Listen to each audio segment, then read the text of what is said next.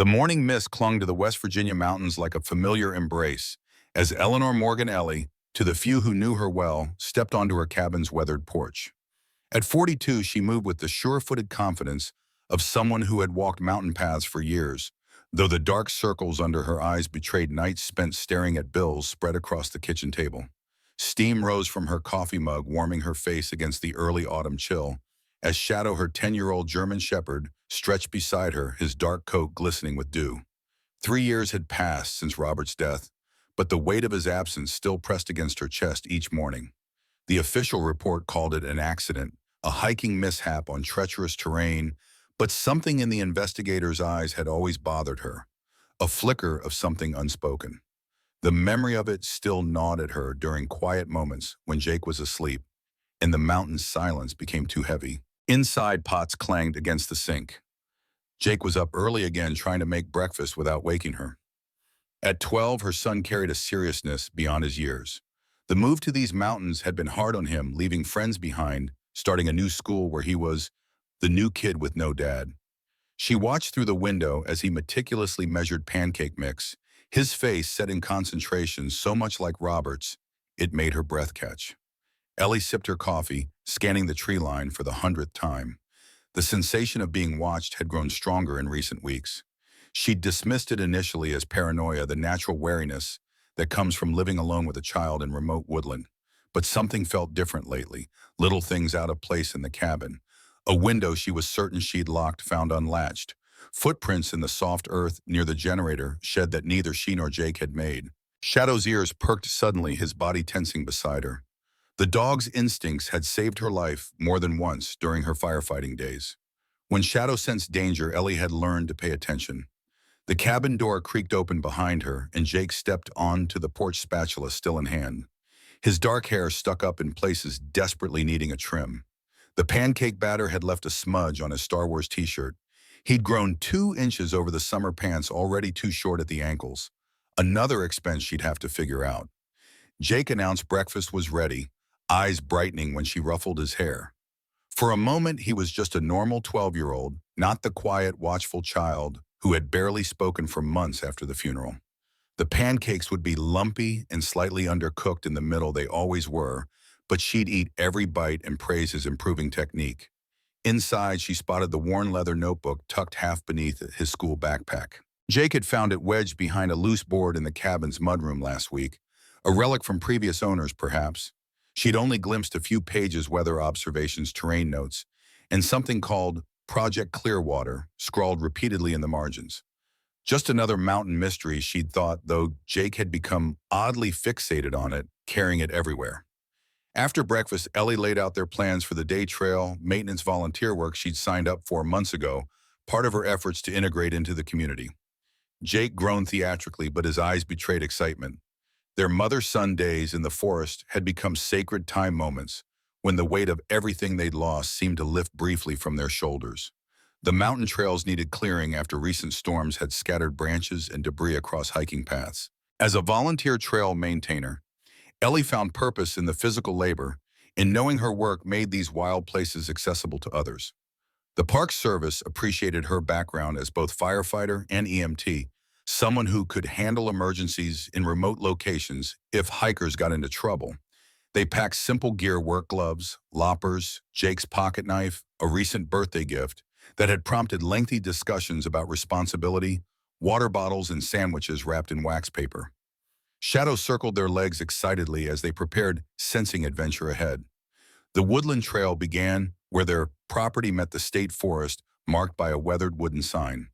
September had painted the forest in transitional colors, some trees beginning to flame with autumn reds and yellows, while others clung stubbornly to summer green.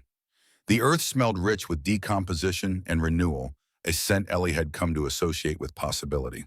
Jake ranged ahead on the trail, Shadow trotting at his side. The boy had memorized bird calls over the summer, pointing out warblers and thrushes to Ellie with growing confidence. She watched him navigate roots and rocks with the agility of youth, reminding herself that not everything had been lost when Robert died.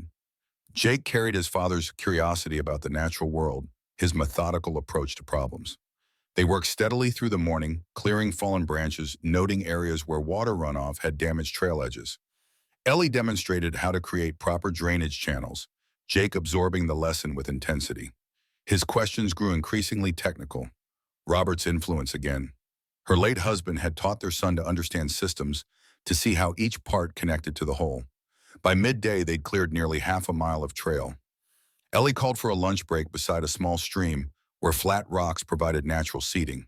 Jake produced his ever-present notebook while eating, scribbling observations and sketching leaves. Shadow patrolled the perimeter of their sunspot before settling at Jake's feet, accepting scraps of turkey with dignified restraint. After lunch, they continued deeper into the forest toward a section of trail Ellie hadn't maintained before. The terrain grew steeper, the underbrush thicker. Shadow suddenly darted ahead, disappearing into dense ferns, with Jake following close behind, calling for Ellie to hurry. She rounded a bend to find Jake crouched beside Shadow at the base of a moss-covered hill. The dog was pawing frantically at the ground, soft whines escaping his throat. Jake's face showed a mixture of excitement and uncertainty. Jake pointed to something partially exposed in the disturbed earth, a glint of metal dull with age and corrosion, but distinctly unnatural among the forest debris. Ellie knelt beside them, brushing away loose soil with her gloved hands. The shape became clearer, a flat metal panel with what appeared to be hinges along one edge. Shadow's behavior shifted from curious to wary, backing away while maintaining a low growl. The dog's reaction sent a chill up Ellie's spine. Shadow was trained to investigate, not retreat. Whatever lay beneath the moss and soil triggered something primal in the animal's instincts. Jake's excitement overrode any caution. He began clearing more moss and dirt, revealing the unmistakable outline of a door set into the hillside. Decades of forest growth had nearly reclaimed it, making it practically invisible to casual hikers. Only Shadow's keen senses and their deliberate trail clearing had exposed it. Ellie's first instinct was to pull Jake away. Underground structures in these mountains could be dangerous, abandoned mine shafts, forgotten storm shelters, collapsed moonshine stills from Prohibition days. But Jake's determined expression stopped her. Finding common ground with her son had been difficult since the move. His discovery clearly mattered to him. Together, they cleared more debris from the door, revealing a heavy steel surface with no visible handle or keyhole. The construction was sophisticated, not the rough work of local mountain engineering. This had been professionally installed and deliberately concealed. Jake connected the door to his notebook, immediately pointing out a hand-drawn map he'd found in its pages that marked this approximate location with a small X and the notation, Site C Access. The coincidence was too precise to dismiss. Ellie examined the door more carefully, applying pressure at different points. Years of professional rescue training had taught her to assess structures methodically. The door appeared sealed by both rust and an internal locking mechanism. Without proper tools opening, it would be impossibly dangerous. She explained to Jake they would need to return better equipped, making it a project rather than abandoning it entirely. His face lit up at the prospect, their shared secret creating a bond that had been fragile since Robert's death. Ellie took photos with her phone, marking their location on her trail map. Shadow remained uncomfortable, refusing to approach the door despite Jake's encouragement. The dog's behavior troubled Ellie more than she let on. Shadow had been through forest fires, flood rescues, and mountain searches without showing fear. Whatever lay beyond that steel barrier triggered something deeper than caution in him. They continued their trail maintenance, though Jake's focus had clearly shifted. Every few minutes, he referenced his notebook, comparing landmarks to sketches inside. The coincidence bothered Ellie. How had this notebook with a map leading to a hidden door ended up in their cabin? The previous owner had been an elderly woman who sold the property through her children after moving to Florida. Nothing about the transaction had suggested mystery. As afternoon shadows lengthened, they headed home. Jake bubbled with theories about the door, military, bunker, secret government facility, Cold War relic. His imagination, dormant since Robert's death, had suddenly reawakened. Ellie found herself caught between maternal caution and relief at seeing a spark return to her son. That night, after Jake went to bed, Ellie retrieved his notebook from the kitchen table where he'd left it. Ethical concerns about invading his privacy warred with her need to understand what they'd discovered. Professional caution won out. If they were going back to that door, she needed all available information. The notebook contained more than childish observations. Among Jake's recent entries were careful transcriptions of what appeared to be military-style notes, coordinates, supply inventories, personnel rotations. and repeated references to Project Clearwater alongside the designation Site C. The handwriting in the original sections was precise, adult, and somehow familiar, though she couldn't place it. A loose page fell from between the notebook's binding, a newspaper clipping yellowed with age. The headline read, "Federal Task Force Established to Combat Rural Crime." The photo showed 5 men in suits standing before the county courthouse. The date, October 1993, 30 years ago. One face had been circled in faded red ink. Ellie stared at the image, a cold certainty forming in her stomach. The circled man wasn't familiar, but standing 2 positions away was a younger version of Sheriff Frank Cooper Sr., whose son now served as county sheriff. Another man she recognized as the retired Dr. Lawrence, who still lived in town. The remaining faces weren't immediately familiar, but the configuration of officials suggested authority and influence. She returned everything to Jake's backpack, her mind racing. The hidden door, the notebook with coordinates, the marked photograph, all suggested something deliberately concealed. Her firefighter training had taught her to identify patterns in seemingly random events. These weren't coincidences. Sleep evaded her that night. From her bedroom window, she noticed a vehicle parked at the forest edge, lights off, barely visible in the moonlight. When she checked again, an hour later, it was gone. The sensation of being watched intensified. Over breakfast, Ellie probed gently about the notebook. Jake revealed he'd found it while exploring the cabin's crawl space, looking for a place to create a secret lab, as he called it. The board had been loose, the notebook hidden behind it, along with a rusted key that didn't fit any locks in the cabin. She suggested they prepare properly before returning to the door, positioning it as an archaeological expedition. Jake embraced the idea enthusiastically, creating an equipment list with the methodical thoroughness he'd inherited from Robert. Flashlights with fresh batteries, heavy-duty work gloves, crowbar, portable radio, first aid kit, camera. 3 days later, they returned to the hidden door. Ellie had strategically chosen a Saturday when the trails would be busiest, with hikers providing some security through proximity to others. Shadow stayed close to Jake, his earlier wariness now transformed into protective vigilance. The door looked less ominous in daylight, more like abandoned infrastructure than sinister secret. Jake approached it with the confidence of a young explorer, pointing out details Ellie had missed before faint lettering near the hinges, possibly a serial number or manufacturing mark. Using the crowbar, Ellie applied steady pressure at the door's edge. The metal groaned in protest, decades of corrosion fighting against their intrusion. Jake added his weight, bracing against a nearby tree for leverage. With a sudden crack that echoed through the forest, the seal broke. Stale air rushed outward, carrying the scent of metal and concrete, along with something unidentifiable that made Shadow back away with a low whine. The door swung inward on protesting hinges. Jake aimed his flashlight into the opening, revealing a narrow concrete passage extending into darkness. Ellie hesitated at the threshold. Every instinct from her emergency response training screamed caution. Underground structures could contain structural hazards, poor air quality, wildlife that had taken shelter inside. But Jake was already stepping forward, the beam of his flashlight illuminating smooth concrete walls descending at a gentle slope. Ellie caught his shoulder, establishing ground rules before proceeding. Stay together, test the floor before each step, maintain communication with the surface by keeping the door propped open with the crowbar. The passage extended approximately 20 feet before opening into a larger chamber. Ellie's flashlight revealed a space roughly 12 feet square, constructed from poured concrete reinforced with steel.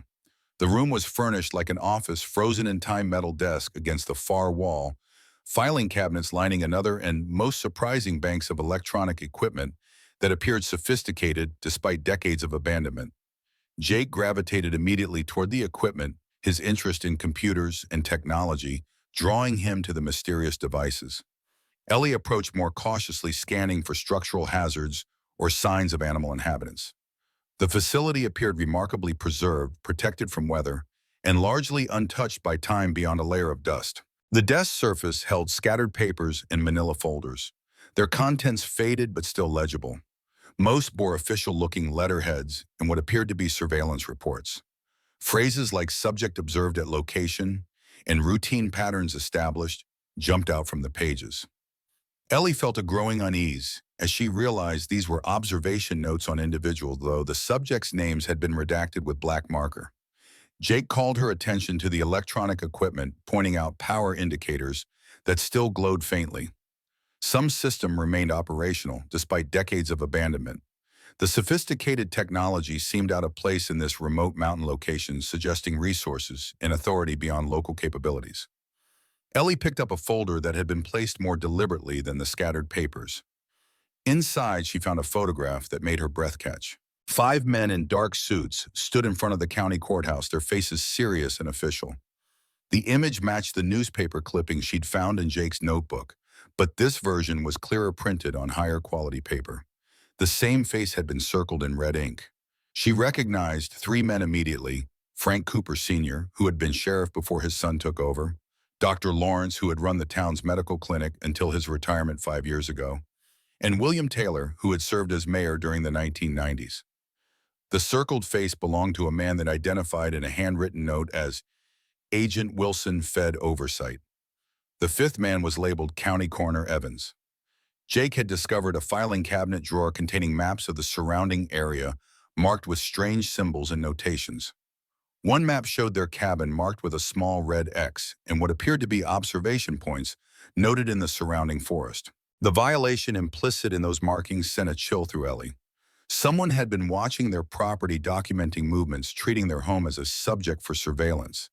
As Jake explored another cabinet, something caught Ellie's attention: a small red light blinking on what appeared to be a radio transceiver.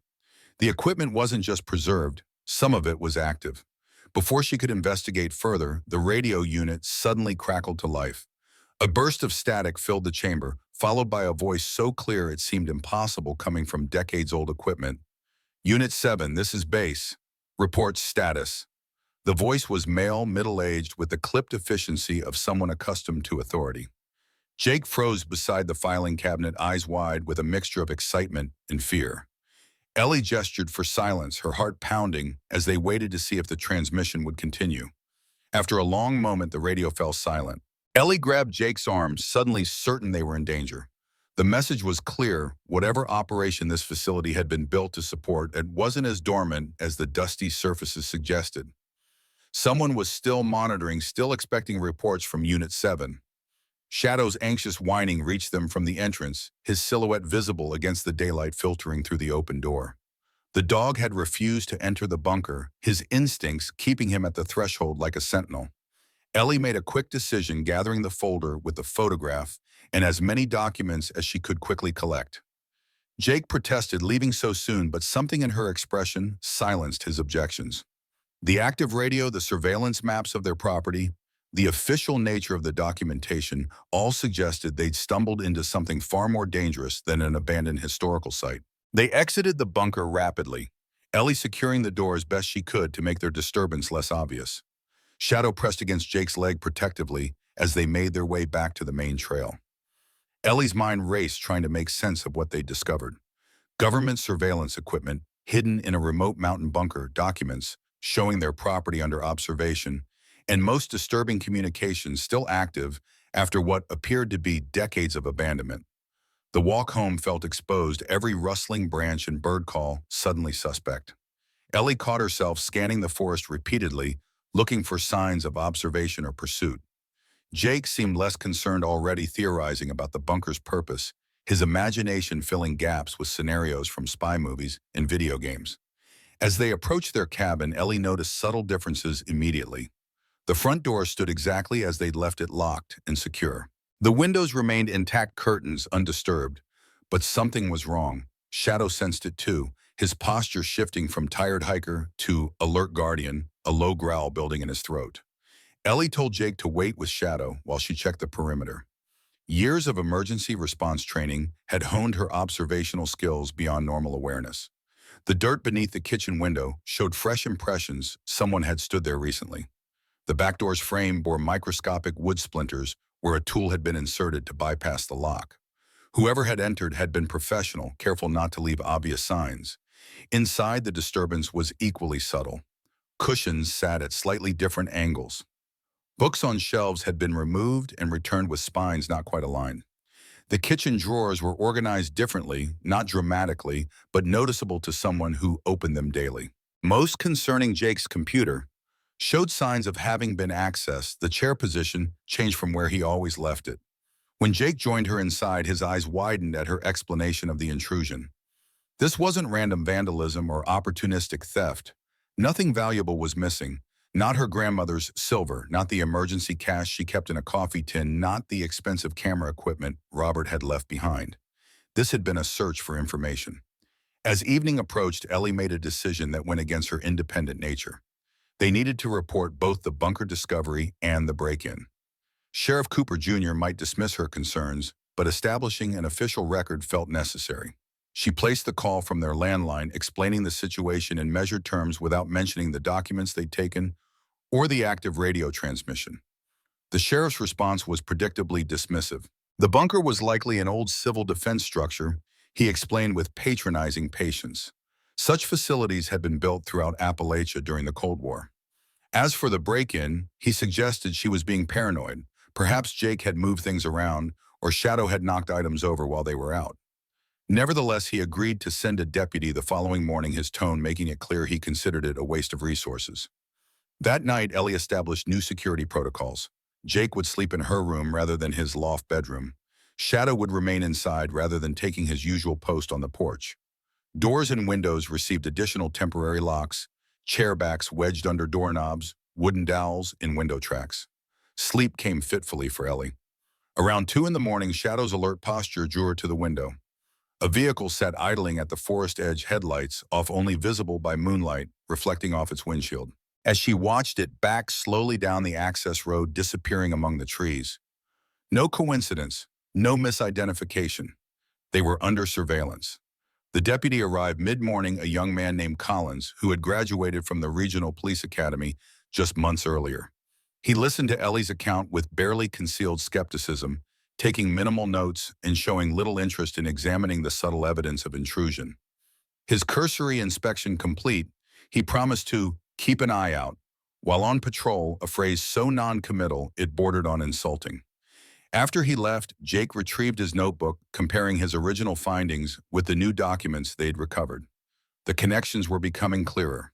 The notebook had belonged to someone involved with Project Clearwater, potentially the circled man in the photograph, Agent Wilson. The cabin's previous owner must have had some connection to him, explaining how the notebook ended up hidden in the crawl space. Ellie decided their next step should be research. The county library maintained archives of local newspapers and public records that might provide context for the 1993 photograph and the officials identified in it. Jake argued to return to the bunker immediately, but Ellie held firm. Information gathering before action, a principle she'd learned through hard experience as a first responder. Monday morning, Ellie dropped Jake at school despite his protest, promising they would continue their investigation together after properly preparing.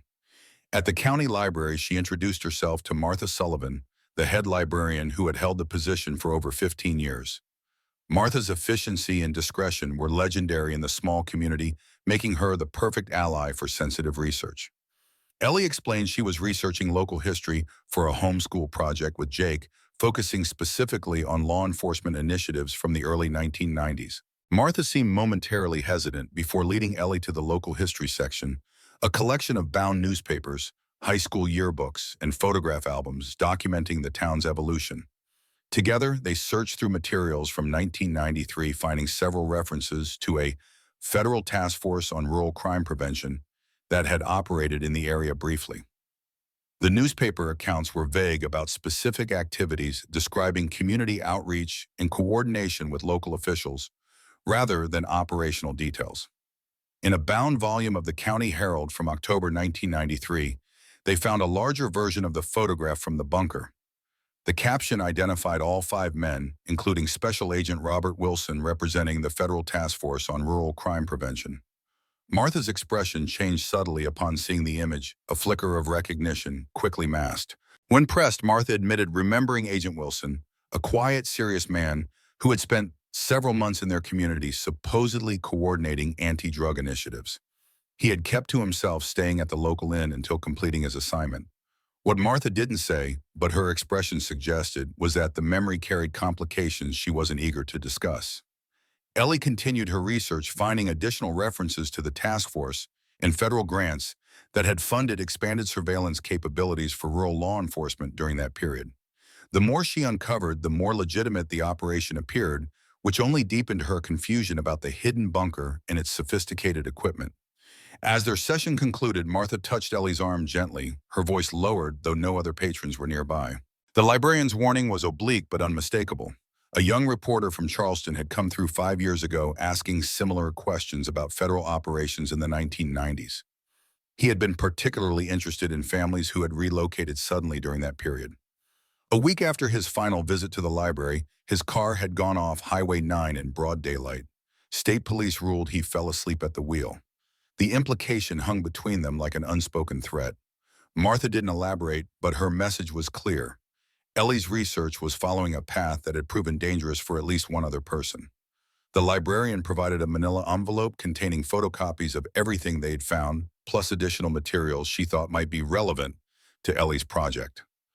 Walking back to her truck, Ellie felt the weight of the envelope like physical evidence of risk. The bunker's radio equipment, the surveillance documentation of her property, and now Martha's veiled warning suggested something far more sinister than abandoned Cold War infrastructure. As she drove through the mountain roads she'd traveled safely for months, Ellie found herself checking her rearview mirror with increasing frequency. The landscape that had represented security and solitude now felt exposed and threatening, as if hidden eyes tracked her movements from positions she couldn't identify. When she arrived to pick up Jake from school, her son's expression immediately triggered alarm. He was pale, his normally animated face locked in rigid control. Inside the truck, he revealed that Sheriff Cooper Jr. had visited his classroom that morning, ostensibly for a safety presentation, but had afterward pulled Jake aside to ask pointed questions about their weekend activities and whether they'd found anything interesting on their hikes. The timing couldn't be coincidental. They hadn't mentioned the bunker to the deputy who'd responded to their break-in report, yet somehow the sheriff knew to question Jake specifically about discoveries on their property. The surveillance was more immediate and comprehensive than she'd feared. Arriving home, Ellie made a decision that would have seemed paranoid just days earlier. She retrieved her grandfather's old hunting rifle from the locked cabinet and checked it thoroughly, placing it beside the front door. Then she inspected every room, methodically searching for surveillance devices or signs of another intrusion. In the kitchen light fixture, she found a small, black disc, no larger than a button, positioned to capture conversations at the table where they typically reviewed Jake's homework and discussed daily plans. The discovery sent ice through her veins. This wasn't random interest or coincidence. They were being actively monitored within their home. Jake's fascination with technology proved useful as he identified the device as a wireless transmitter, likely broadcasting to a receiver within several hundred yards of the cabin. Professional equipment not commercially available, another indication they faced resources beyond ordinary threats. Rather than removing the device, Ellie decided to leave it in place. Alerting their watchers that they'd discovered the surveillance might trigger more aggressive measures. Better to control the information flowing through known channels than provoke unknown responses. That evening, they staged a careful conversation at the kitchen table, deliberately avoiding mention of the bunker while discussing mundane plans for the week ahead. The performance felt bizarre but necessary, a countermeasure against invisible observers who had invaded their privacy without warning or warrant. After Jake went to bed, Ellie spread Martha's materials across the kitchen table alongside the documents from the bunker. The pattern emerging was troubling in its implications. Federal agents working with local officials, unusual activities during 1993, and surveillance operations sophisticated enough to require permanent underground facilities. The most significant discovery came from cross-referencing bunker documents with newspaper archives. 3 families had vanished from local records after October 1993, the Nakamuras, the Reyes, and the Blackwells. Their departures had been explained as relocations for employment or family reasons, but no forwarding addresses remained in county records. Properties had been sold through estate sales, businesses closed without explanation. More disturbing, Ellie found references in the surveillance reports to these families being processed and cleared in the weeks before their disappearances. The clinical terminology suggested something far more sinister than voluntary relocation. As midnight approached, headlights swept across the living room wall, a vehicle turning into their long driveway. Shadow moved to the window, his posture alert but not aggressive. Ellie reached for the rifle, then hesitated when she recognized the county library's aging delivery van. Martha Sullivan stepped from the vehicle, glancing nervously over her shoulder before approaching the porch. The librarian's unexpected visit at this hour suggested urgency that overrode ordinary caution. Ellie met her at the door, ushering her quickly inside, away from potential observation. Martha's usual composed demeanor had fractured, her hands trembling slightly as she placed a weathered cardboard box on the kitchen table. She explained in hushed tones that after Ellie's visit, she'd remembered additional records stored in the library's basement materials that had been removed from public access years ago on orders from county officials. The box contained personnel files for county employees from 1993-1994, including several who had been terminated without explanation following the federal task force's departure. Most significantly, it held a sealed envelope addressed to future researchers in handwriting that matched notations in Jake's notebook. Martha hadn't opened the envelope out of professional ethics, but her decision to bring these materials to Ellie rather than return them to storage spoke volumes about her assessment of their importance. Before leaving, the librarian extracted a promise that Ellie would never reveal the source of these documents, her fear palpable in the tight lines around her mouth. Alone again, Ellie opened the sealed envelope with trembling fingers. Inside, she found a letter dated September 25, 1993, signed by Robert Wilson, the federal agent whose face had been circled in the photograph. The letter's contents confirmed her worst fears. Wilson described Project Clearwater as an officially sanctioned operation that had evolved from legitimate law enforcement into something monstrous. What had begun as surveillance of suspected drug trafficking had transformed into a program for permanent removal of security risks under the direction of federal handlers whose names had been deliberately omitted. Wilson documented the processing of 3 families who had discovered evidence of illegal surveillance activities. Their relocation had been a cover story. The Nakamuras, Reyes, and Blackwells hadn't moved away. They had been eliminated by federal agents with the cooperation of local officials, including Sheriff Cooper Sr., Dr. Lawrence, and Coroner Evans, all of whom had falsified documents to conceal the deaths. Most chilling was Wilson's admission that he had participated, initially believing the operation fell within national security parameters before realizing the extent of constitutional violations and outright murder being committed under federal authority. His attempts to report these crimes through official channels had been blocked by supervisors who threatened similar processing if he persisted.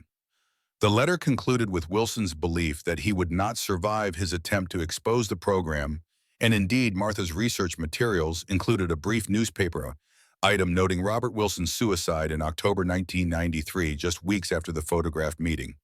The official report cited depression and work stress.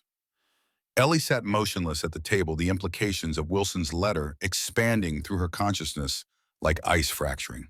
What they discovered wasn't just historical wrongdoing. It was evidence of murder, sanctioned by federal authority and concealed by local officials, some of whom still held positions of power in the community. Sheriff Cooper Jr. had followed his father into law enforcement.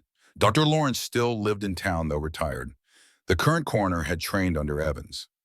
The institutional knowledge necessary to continue concealing these crimes remained intact nearly 30 years later. More immediately threatening was the active surveillance of her property and home. If the same people responsible for processing 3 families in 1993 now knew Ellie and Jake had discovered evidence of their crimes, mother and son faced immediate danger beyond ordinary threats. Through the kitchen window, movement caught her eye, a figure at the forest edge, briefly illuminated by moonlight before disappearing into shadow. Not her imagination, not paranoia. Someone was watching the cabin, monitoring their activities in real time. The sound of Jake's bedroom door opening upstairs pulled her attention away from the window. Her son stood on the landing, sleep-tousled, but alert, shadow beside him. The dog's posture conveyed protective alertness rather than alarm, suggesting the animal recognized whoever lurked outside. Jake descended the stairs slowly, his expression serious beyond his years. From behind his back, he produced a folded paper Ellie hadn't seen before. A note he'd found taped to his locker at school after the sheriff's visit. The handwriting matched Wilson's letter, though obviously from a different author. The message was simple but chilling. "They're watching you because of what your father found. The cabin isn't safe. Trust no one in uniform." The reference to Jake's father sent electricity through Ellie's nervous system.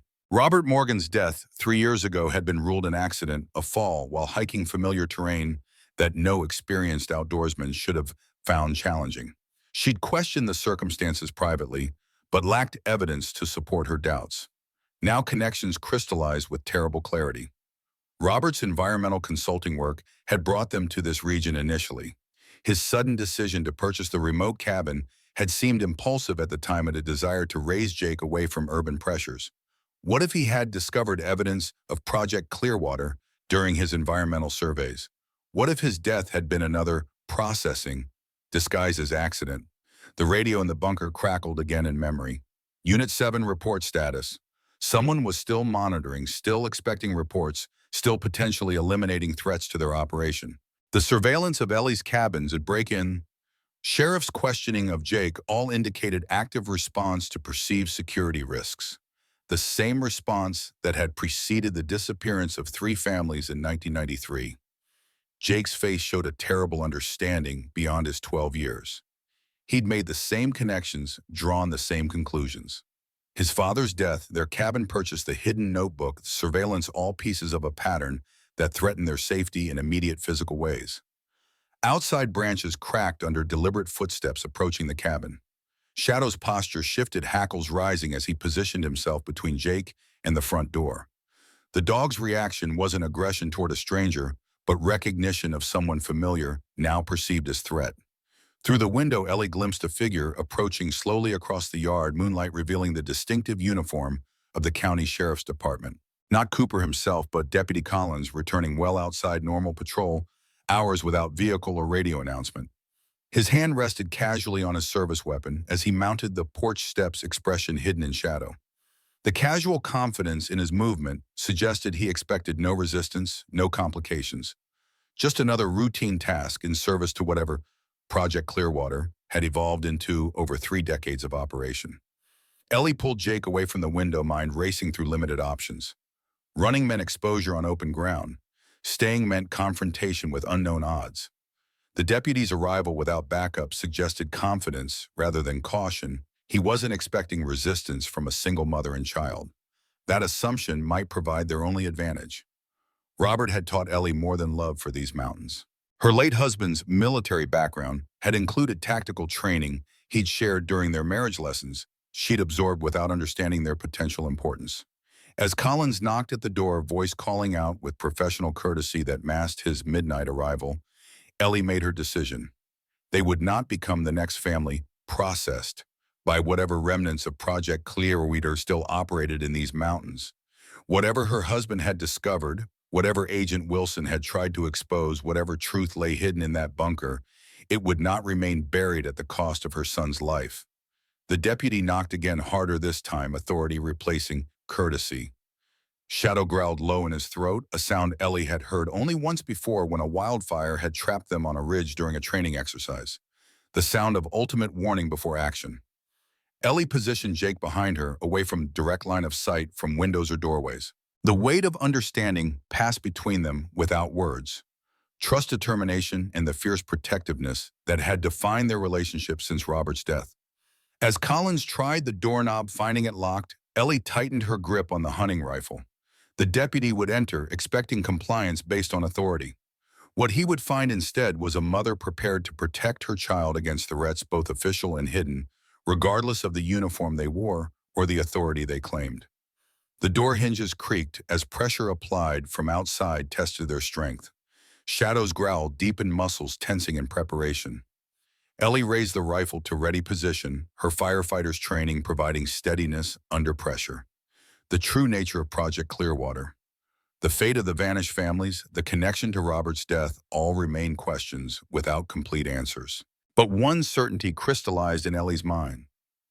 As the door began to give way under renewed pressure, whatever secrets lay buried in these mountains would not claim her family as their next victims.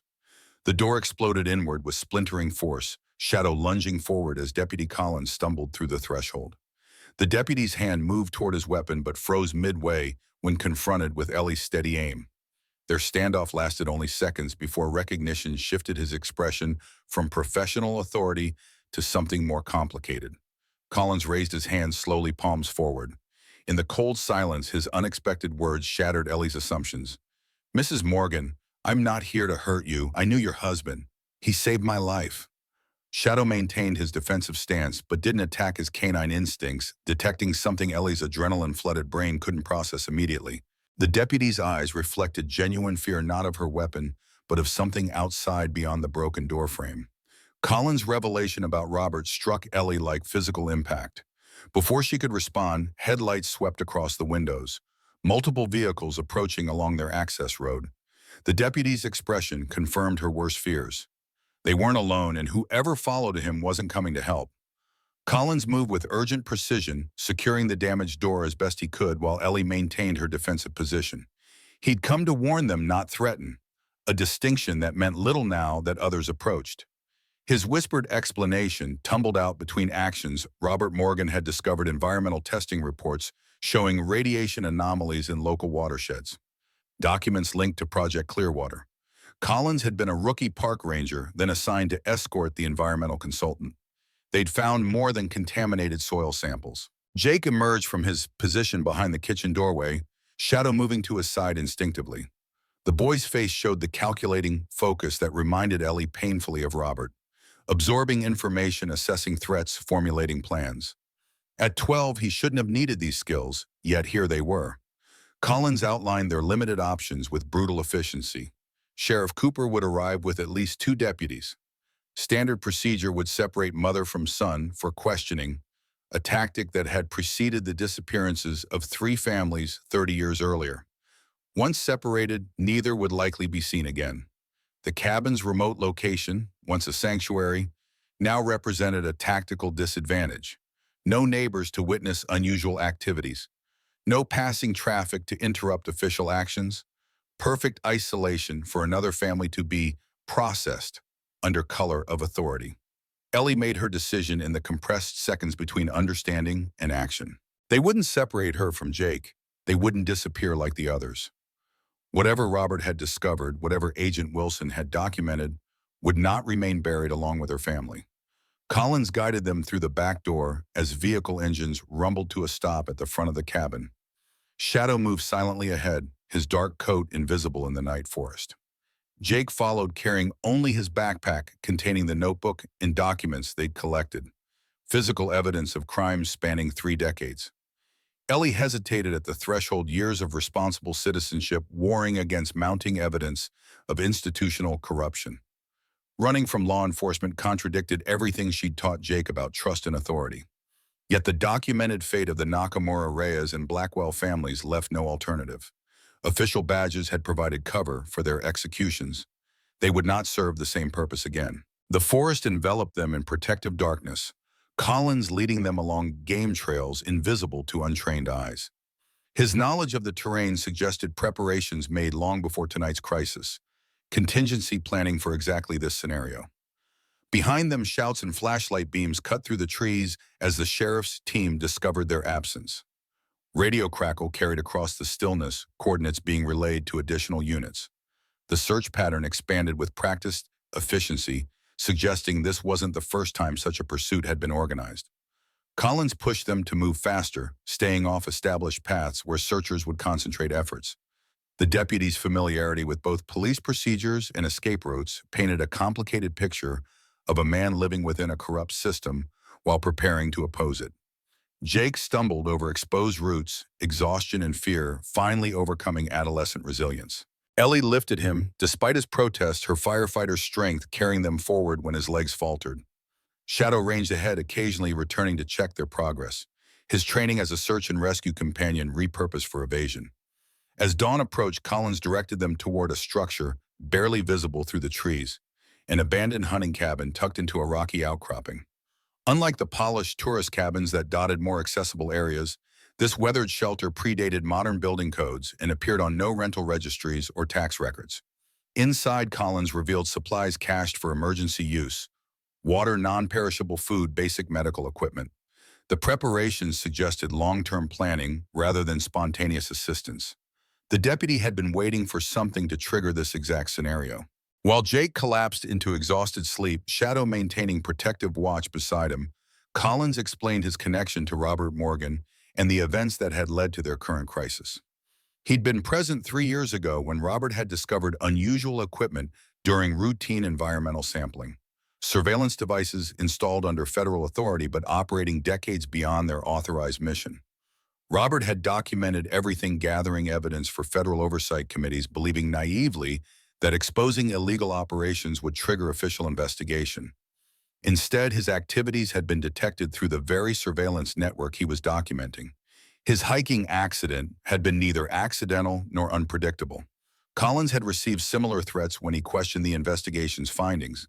His choice then, apparent compliance while secretly preserving Robert's evidence, had kept him alive but compromised. For 3 years, he'd maintained his cover within the sheriff's department, watching for opportunities to expose the truth without sacrificing himself in the process. The arrival of Ellie and Jake at Robert's cabin had triggered increased surveillance. Their discovery of the bunker had accelerated timeline contingencies that Collins had hoped would never activate. Now they were running not just from local authorities, but from federal operations designed specifically to eliminate security threats with minimal documentation or oversight. As morning light filtered through the cabin's dirty windows, Collins assessed their limited options. The sheriff would have alerted state police by now, distributing descriptions and fabricating charges to justify an intensive search. Standard procedure would include roadblocks on major highways and monitoring of transportation hubs. Their disappearance would be framed as parental kidnapping or criminal flight, providing legal cover for extraordinary measures. Jake woke as they discussed next steps, his young face showing the premature aging that comes from sudden trauma. The resilient child, who had already weathered his father's death, now faced the knowledge that nothing in his life had been coincidental. Not their move to the mountains, not their cabin's location, not even his father's professional interests. Everything connected to a conspiracy that had already claimed multiple lives and now threatened their own. The immediate problem was information asymmetry. Their pursuers knew these mountains controlled communications networks and operated with official authority. Ellie, Jake, and Collins possessed evidence, but lacked secure channels to transmit it beyond local interference. Jake's technical knowledge proved unexpectedly valuable. His examination of the hunting cabin revealed what adults had overlooked: ancient telephone wiring still connected to junction boxes that predated wireless communications. Though modern service had been disconnected years earlier, the physical infrastructure remained intact. With components from his emergency kit, Jake believed he could establish limited connectivity, enough to transmit digital images of key documents to outside authorities. While Jake worked on the technical challenge, Collins outlined their next target: finding Daniel Nakamura. The name registered immediately from the documents they discovered. Daniel was the brother of Paul Nakamura, one of the family members who had supposedly relocated in 1993. According to Collins, Daniel hadn't disappeared with his brother's family, but had remained in the area under suspicious circumstances, occasionally observed near Project Clearwater locations, but never directly interfaced with by law enforcement. If Daniel had survived for 30 years with knowledge of the project, he might possess information critical to understanding its current operations. More importantly, he might know communication channels not monitored by local authorities. Their planning session ended abruptly at the sound of a helicopter passing overhead. Not the rhythmic thud of medical transport, but the sharper beat of law enforcement aerial surveillance. The search had escalated beyond local resources, suggesting state or federal involvement. Their window for unrestricted movement was closing rapidly. Jake completed his improvised communication attempt, but reported failure. The lines had been physically cut at some point since the cabin's abandonment. The isolation that had initially appeared to offer protection now reinforced their vulnerability. Without external communication, they couldn't transmit evidence or request intervention from authorities beyond local control. Collins proposed a high-risk alternative: return to the bunker they discovered. If Project Clearwater's communication equipment remained operational, it might offer both information about current operations and potential access to external networks not controlled by the sheriff's department. The risk calculation was brutal in its simplicity. Remaining in place ensured eventual discovery. Attempting to flee the region meant exposure to roadblocks and identification systems. Returning to the bunker represented their best chance to understand what they faced and potentially communicate with outside authorities, despite the obvious danger of approaching a location their pursuers would certainly monitor. As they prepared to move, Collins shared intelligence about search patterns and shift rotations, knowledge that might provide a narrow window of opportunity. The helicopter crew would require refueling after approximately 3 hours. Deputy shift changes occurred at predictable intervals. These operational necessities created potential blind spots in the search coverage. They departed the hunting cabin near midday, taking advantage of the search's focus on major roads and trails. Collins led them through dense underbrush, avoiding open areas where aerial observation might detect movement. Shadow ranged ahead, his hunting instincts repurposed for evasion rather than pursuit. Jake maintained remarkable composure for his age, following instructions precisely and moving with disciplined silence.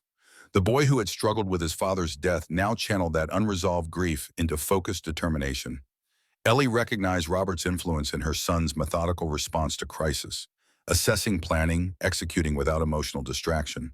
As they approached the hillside containing the hidden bunker, Collins implemented counter-surveillance techniques he'd learned through professional training. Irregular movement patterns, periodic stops to listen for pursuers, careful attention to disturbed vegetation that might indicate recent passage. The procedures felt foreign to Ellie's experience, but reflected the reality they now inhabited, hunted by authorities equipped with both legal power and extra-legal intentions.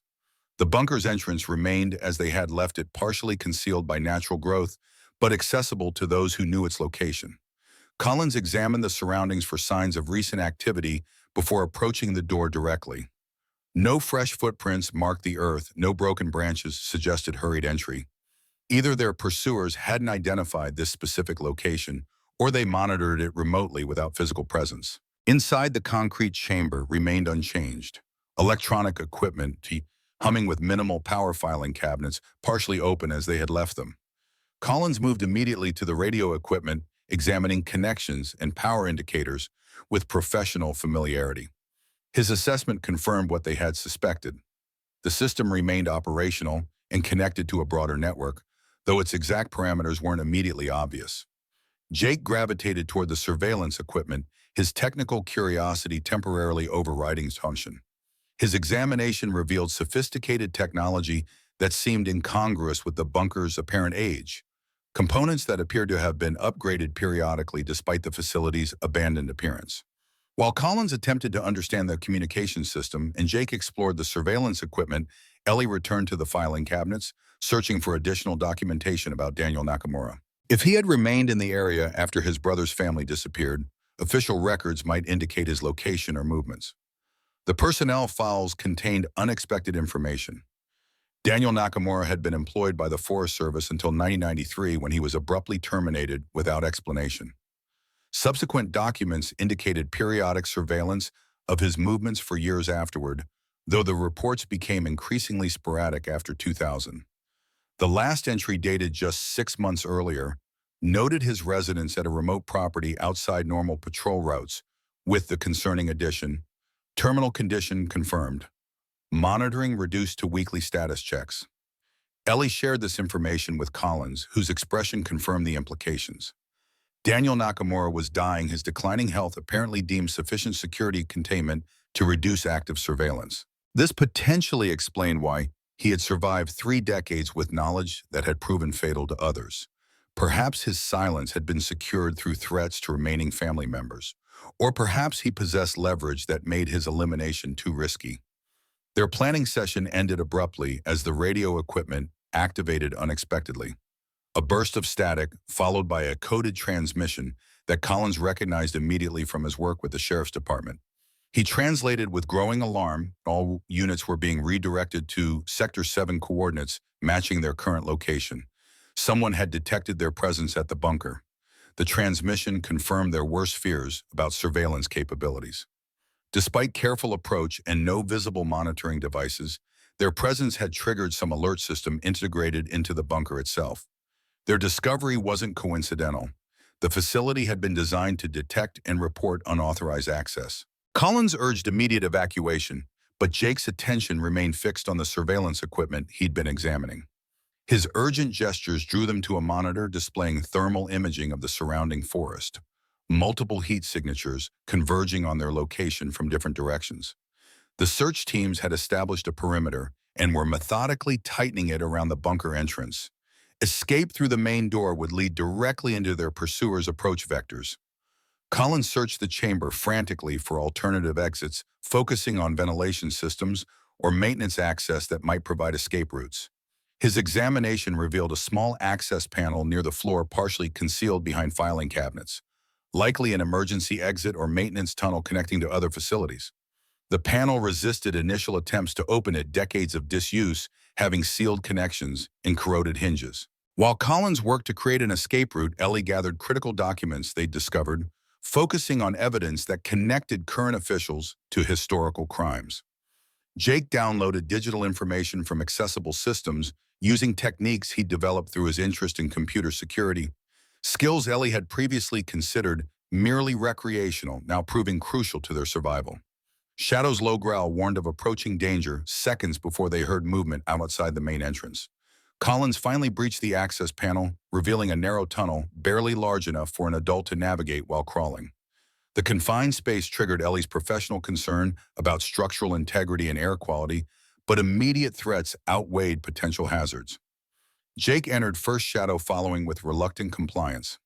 The dog's instinctive caution about confined spaces temporarily overridden by training and trust. Ellie followed, documents secured inside her jacket.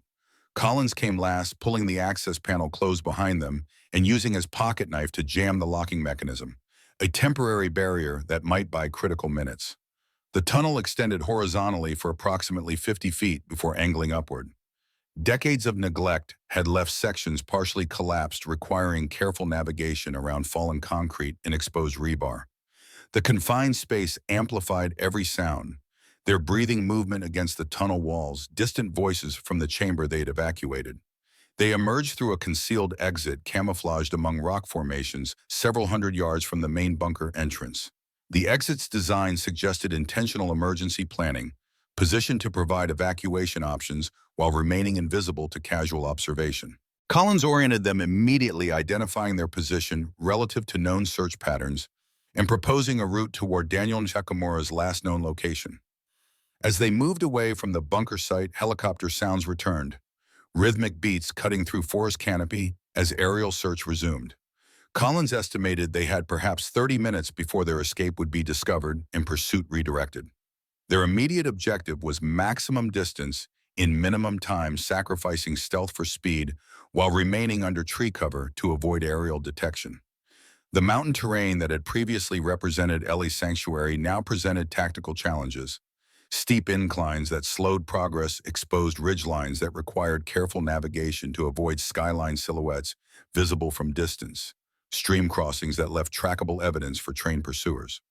Jake maintained remarkable endurance despite his age, driven by adrenaline and survival instinct. Shadow ranged ahead, identifying optimal paths through difficult terrain with instinctive efficiency. Collins periodically consulted his satellite GPS unit, confirming their bearing toward Daniel Nakamura's property while monitoring their pursuers' communications through his department radio. The radio transmissions painted an alarming picture of escalating response. Sheriff Cooper had requested additional resources from neighboring counties. State police had been advised of armed and dangerous subjects in the National Forest area. Roadblocks were being established on all major exit routes.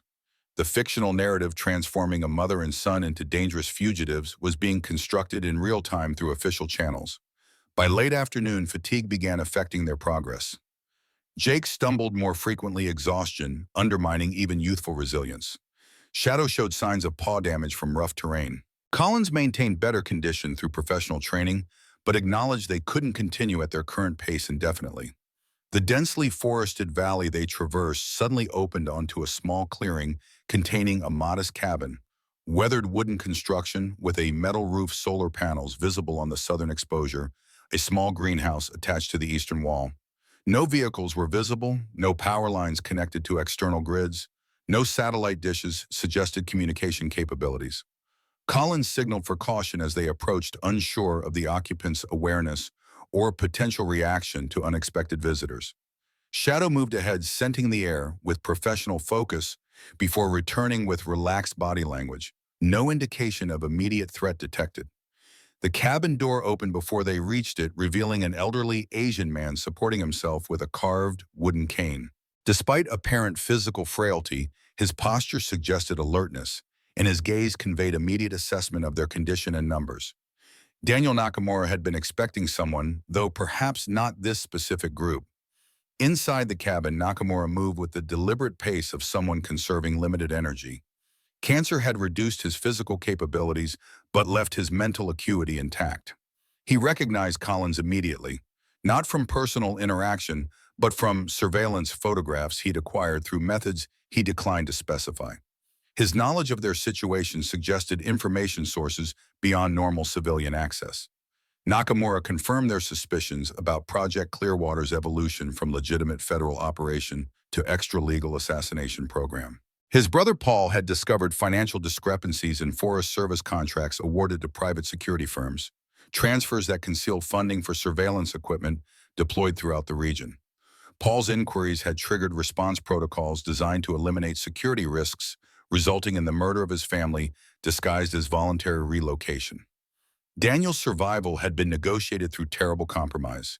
His silence purchased with threats against remaining family members living on the West Coast. For 30 years, he'd maintained a careful balance between compliance and resistance, gathering evidence, while presenting no obvious threat to operational security. His terminal cancer diagnosis had altered this calculation, removing the primary leverage used to ensure his cooperation.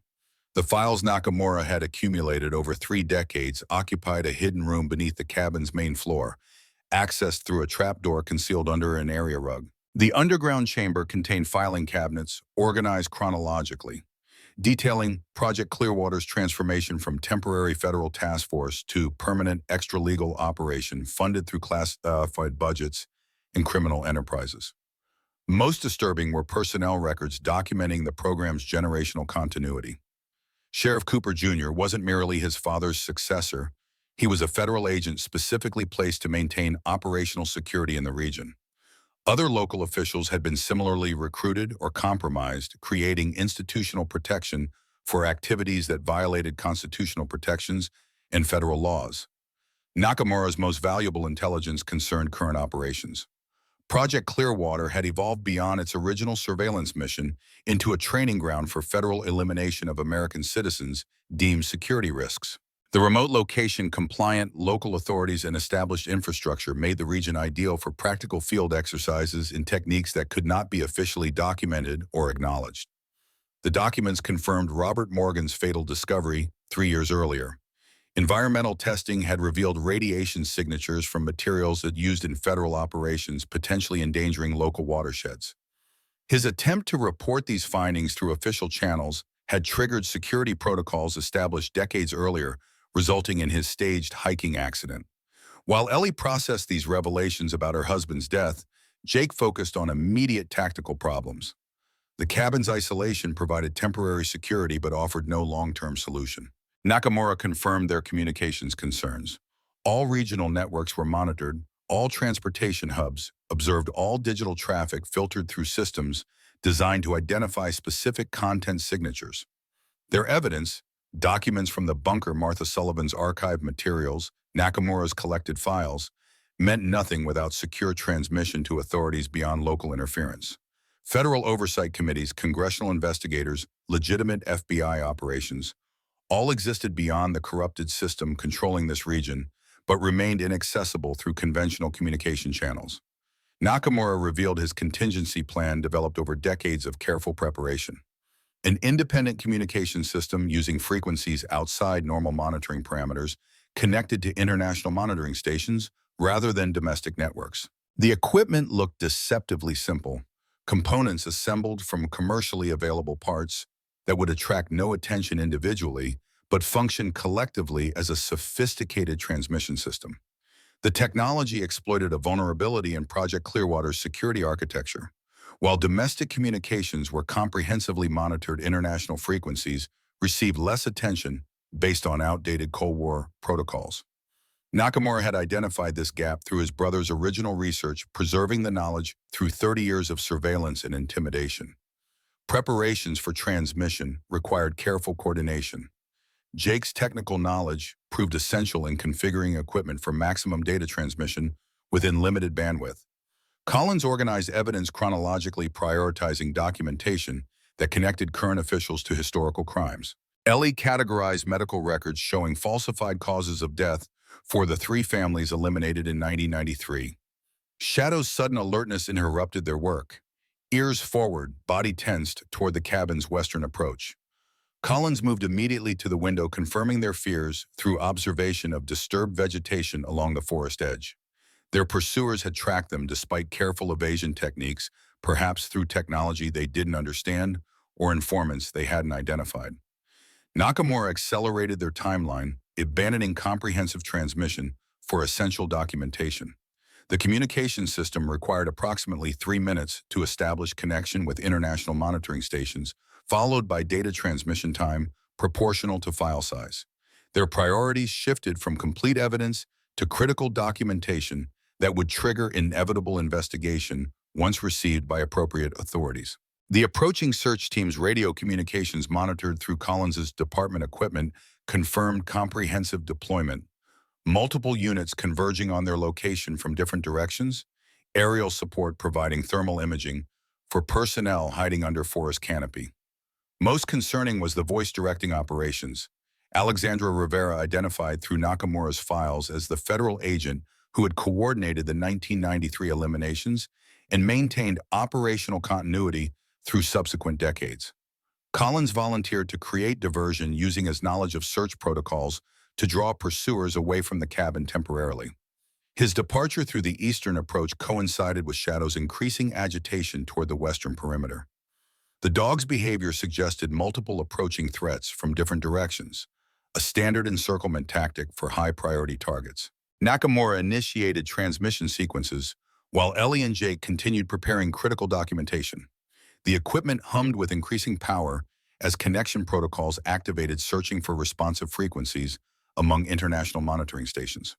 Progress indicators showed successful handshake procedures with unidentified receivers, confirming Nakamura's theory about security architecture vulnerabilities.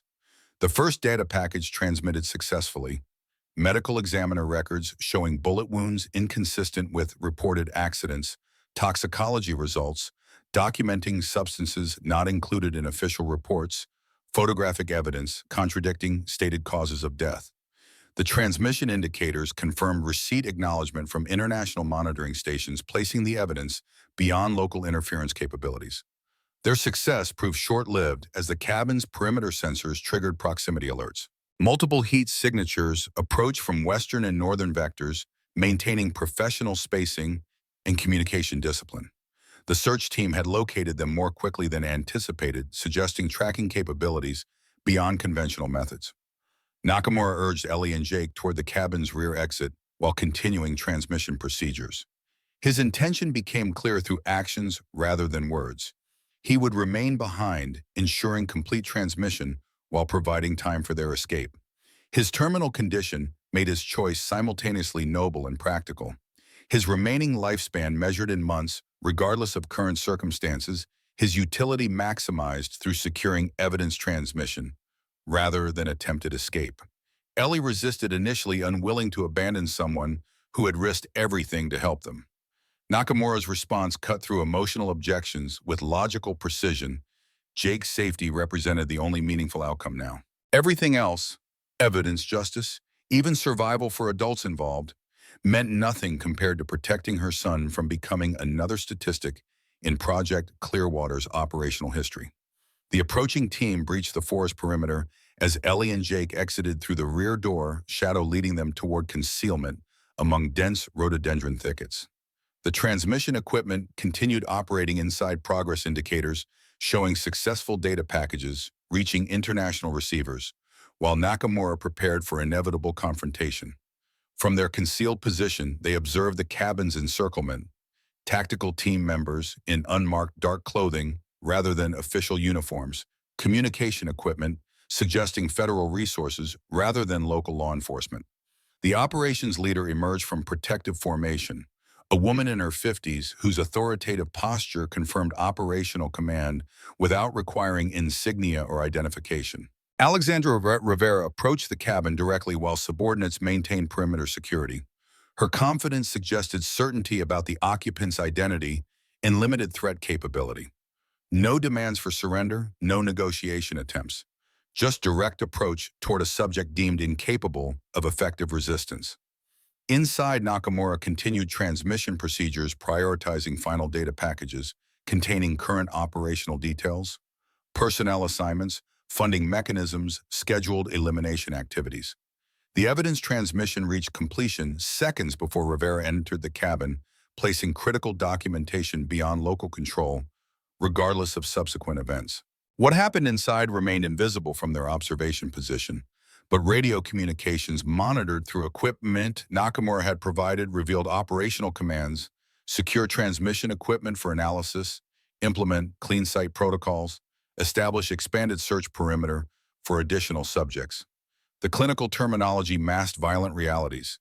Daniel Nakamura would not leave the cabin alive, and clean site protocols would remove evidence of his existence as thoroughly as his brother's family had been erased 30 years earlier.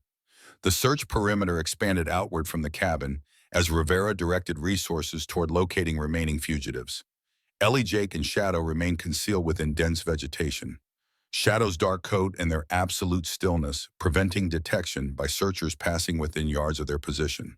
The professional discipline of the tactical team proved both impressive and terrifying. Systematic coverage of terrain infrared equipment scanning undergrowth communications maintained through hand signals rather than potentially detectable radio transmissions. Night approached with agonizing slowness, each minute extending their vulnerability, while searchers maintained position around Nakamura's property. The tactical team established generator-powered lighting around the cabin, creating artificial daylight for continued operations. Transport vehicles arrived, removing equipment, and undoubtedly Nakamura's remains, though specific activities remained obscured from their observation position. Rivera coordinated operations from a mobile command post established near the cabin's front approach. Her occasional movement into visible areas revealed professional focus rather than emotional involvement. This wasn't personal vendetta, but routine operational security implementation. The clinical detachment somehow made her more terrifying than theatrical malevolence would have been. Eliminating security risks represented administrative function rather than personal motivation. Radio communications intercepted through Nakamura's equipment revealed operational planning for expanded search protocols beginning at dawn.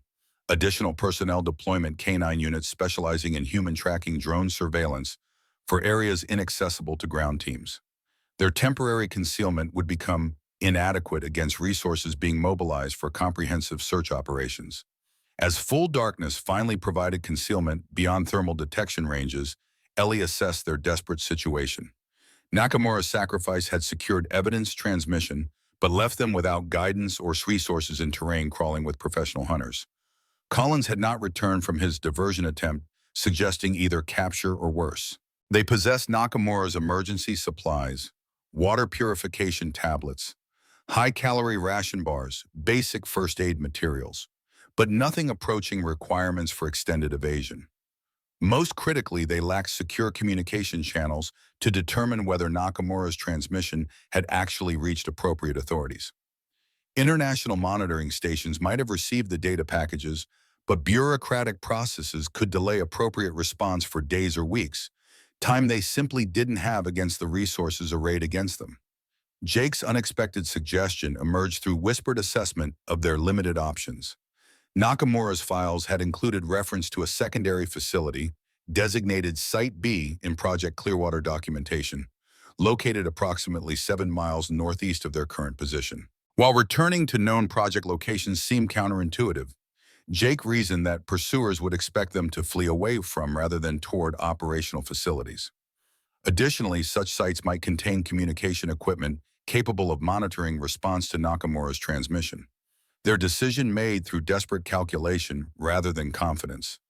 They began careful movement through darkness, Shadow ranging ahead to detect potential ambush positions. The dog's training and search operations provided invaluable counterpoint to their pursuers' technological advantages. Natural senses detecting human presence through scent and sound beyond electronic detection capabilities.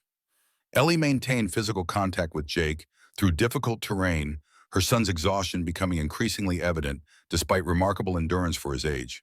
The psychological weight of everything they'd learned, his father's murder disguised as accident, federal programs eliminating American citizens without oversight or accountability, local authorities compromised beyond redemption, compounded physical fatigue from extended evasion through challenging mountain terrain. Near midnight, Shadow's behavior changed abruptly. Not the alert tension indicating threat detection, but recognition signals suggesting familiar presence. From dense undergrowth ahead, Collins emerged with night vision equipment and obvious physical injuries. His diversion had partially succeeded in drawing pursuit resources away temporarily, though at significant personal cost.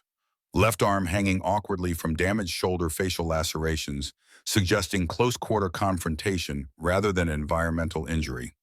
Collins confirmed their worst fears about operational escalation. Rivera had received authorization for terminal protocol implementation, comprehensive security measures including elimination of anyone potentially exposed to Project Clearwater information. This included not just Ellie and Jake, but Martha Sullivan at the county library, Deputy Collins himself, and approximately 20 additional county residents whose routine activities or historical knowledge represented potential security vulnerabilities. The terminal protocol explained increased resources deployed to the region. This wasn't merely pursuit of specific fugitives, but comprehensive elimination of an entire knowledge network. Previous implementations had been disguised as natural disasters, industrial accidents, or isolated criminal activities. The operational scale suggested imminent action rather than extended planning. Events triggered by their discovery of the bunker had accelerated timeline contingencies previously held in reserve. Their discussion ended abruptly at Shadow's alert posture, ears forward, body tense toward eastern approach vectors. Collins interpreted the dog's signals through professional experience, identifying likely tactical team movement patterns based on minimal available indicators.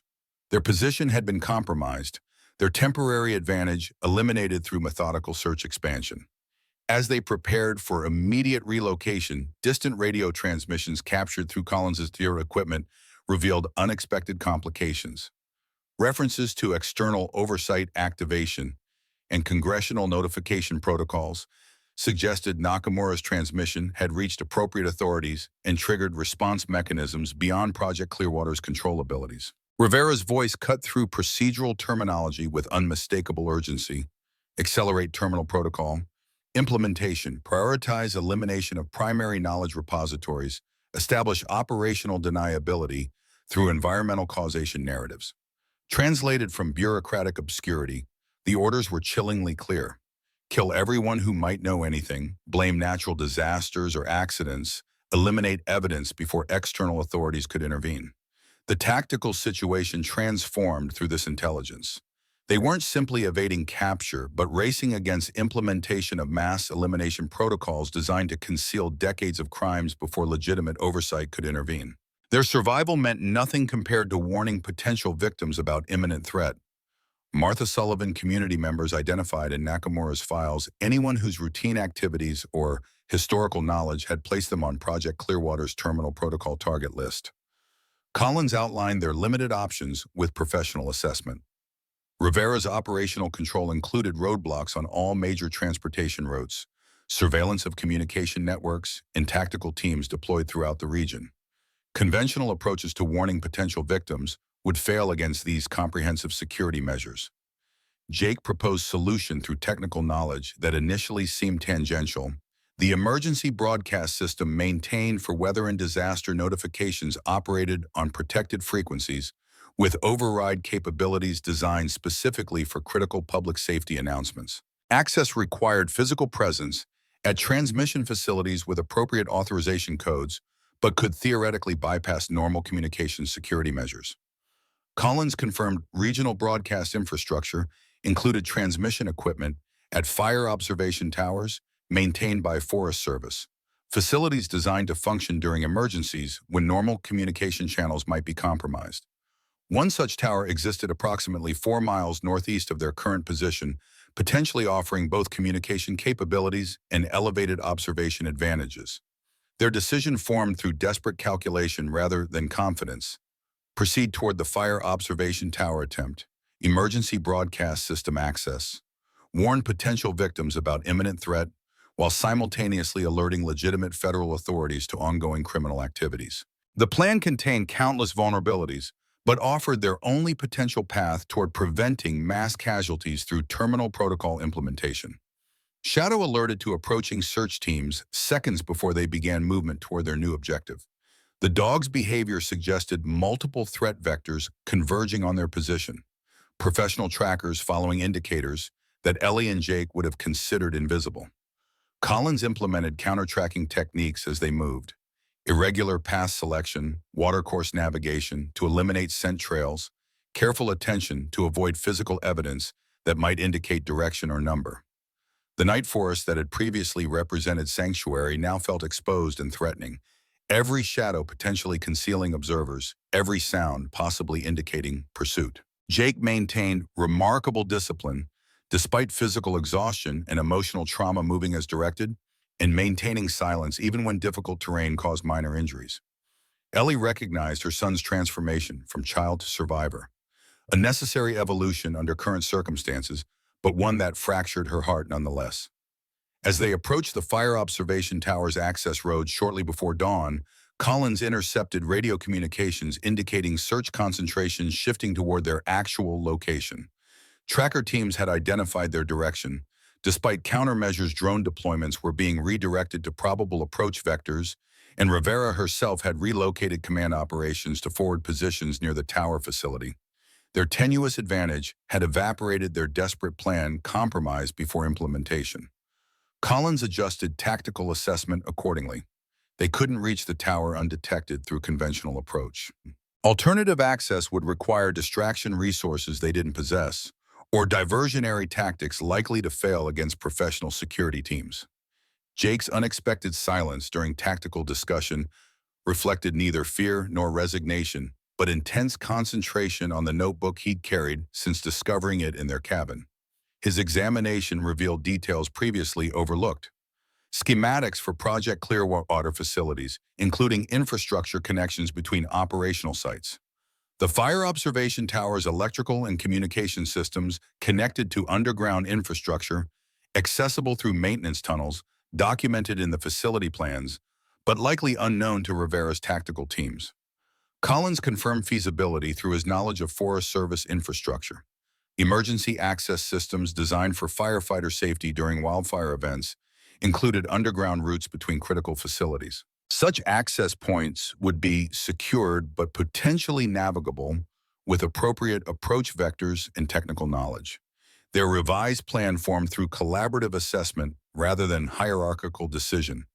Locate underground access point documented in Project Clearwater schematics.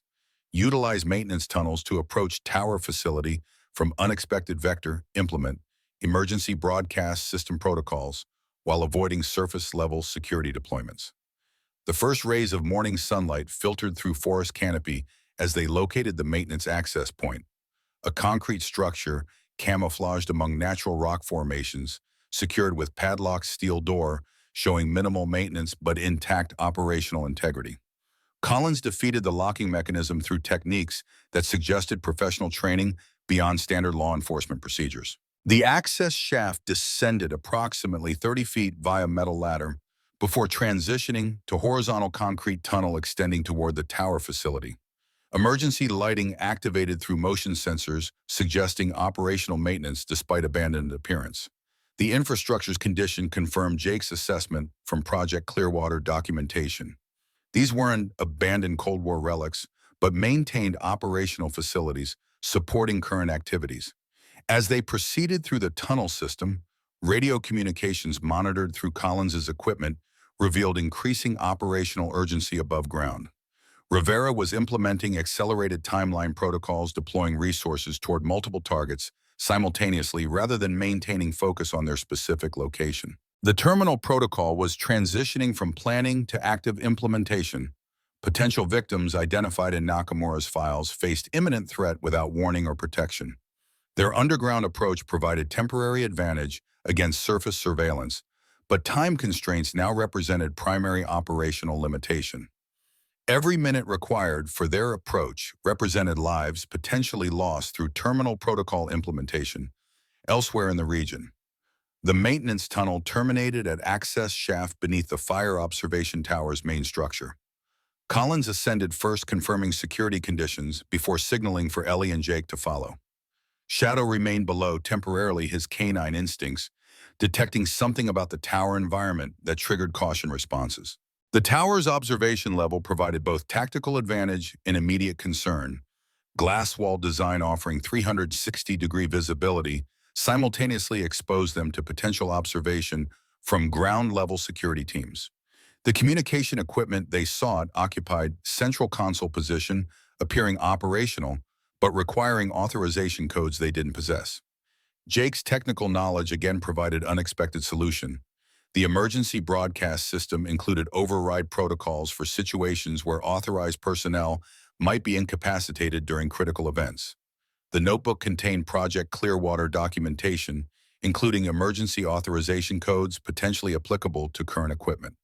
While Jake attempted access procedures, Collins maintained security observation reporting tactical team deployments, establishing perimeter control around the tower base. Their underground approach had temporarily confused pursuers, but not eliminated the threat. Rivera's operational control now included helicopter assets approaching from Eastern Vector's thermal imaging, equipment capable of detecting their presence despite physical barriers.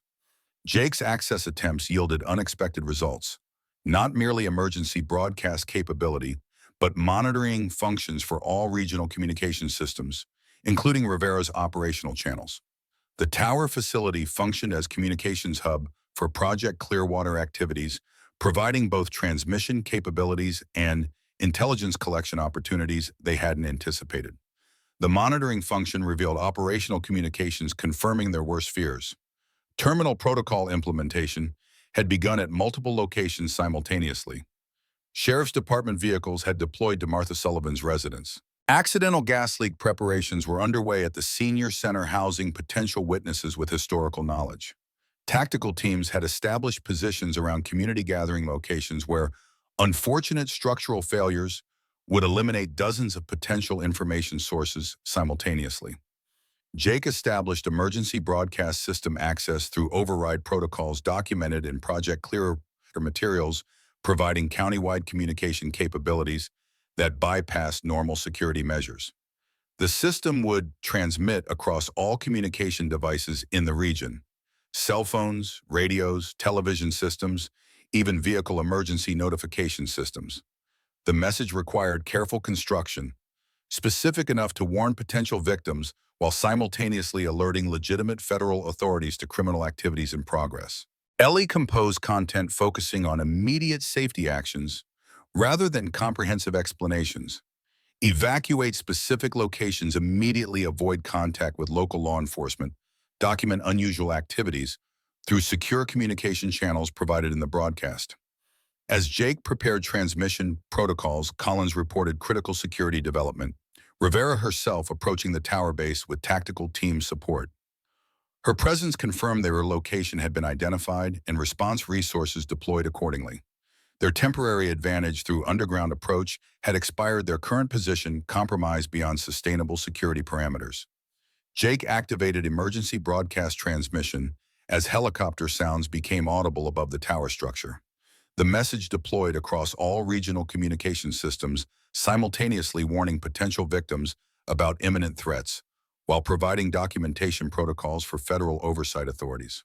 The transmission included location data for Nakamura's hidden files, bunker access information, and simplified explanation of terminal protocol implementation currently underway throughout the region. Their warning delivered tactical situation deteriorated rapidly. Thermal imaging from aerial assets would detect their presence within minutes. Ground teams had established comprehensive perimeter control around the tower base.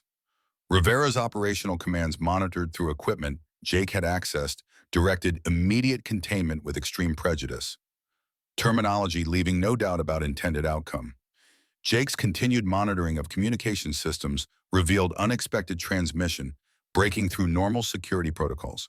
FBI Assistant Director Catherine Morgan, broadcasting on emergency frequencies with direct orders countermanding Rivera's operations. Congressional oversight committees had been notified of potential crimes in progress. International monitoring stations were providing real-time surveillance of federal activities in the region.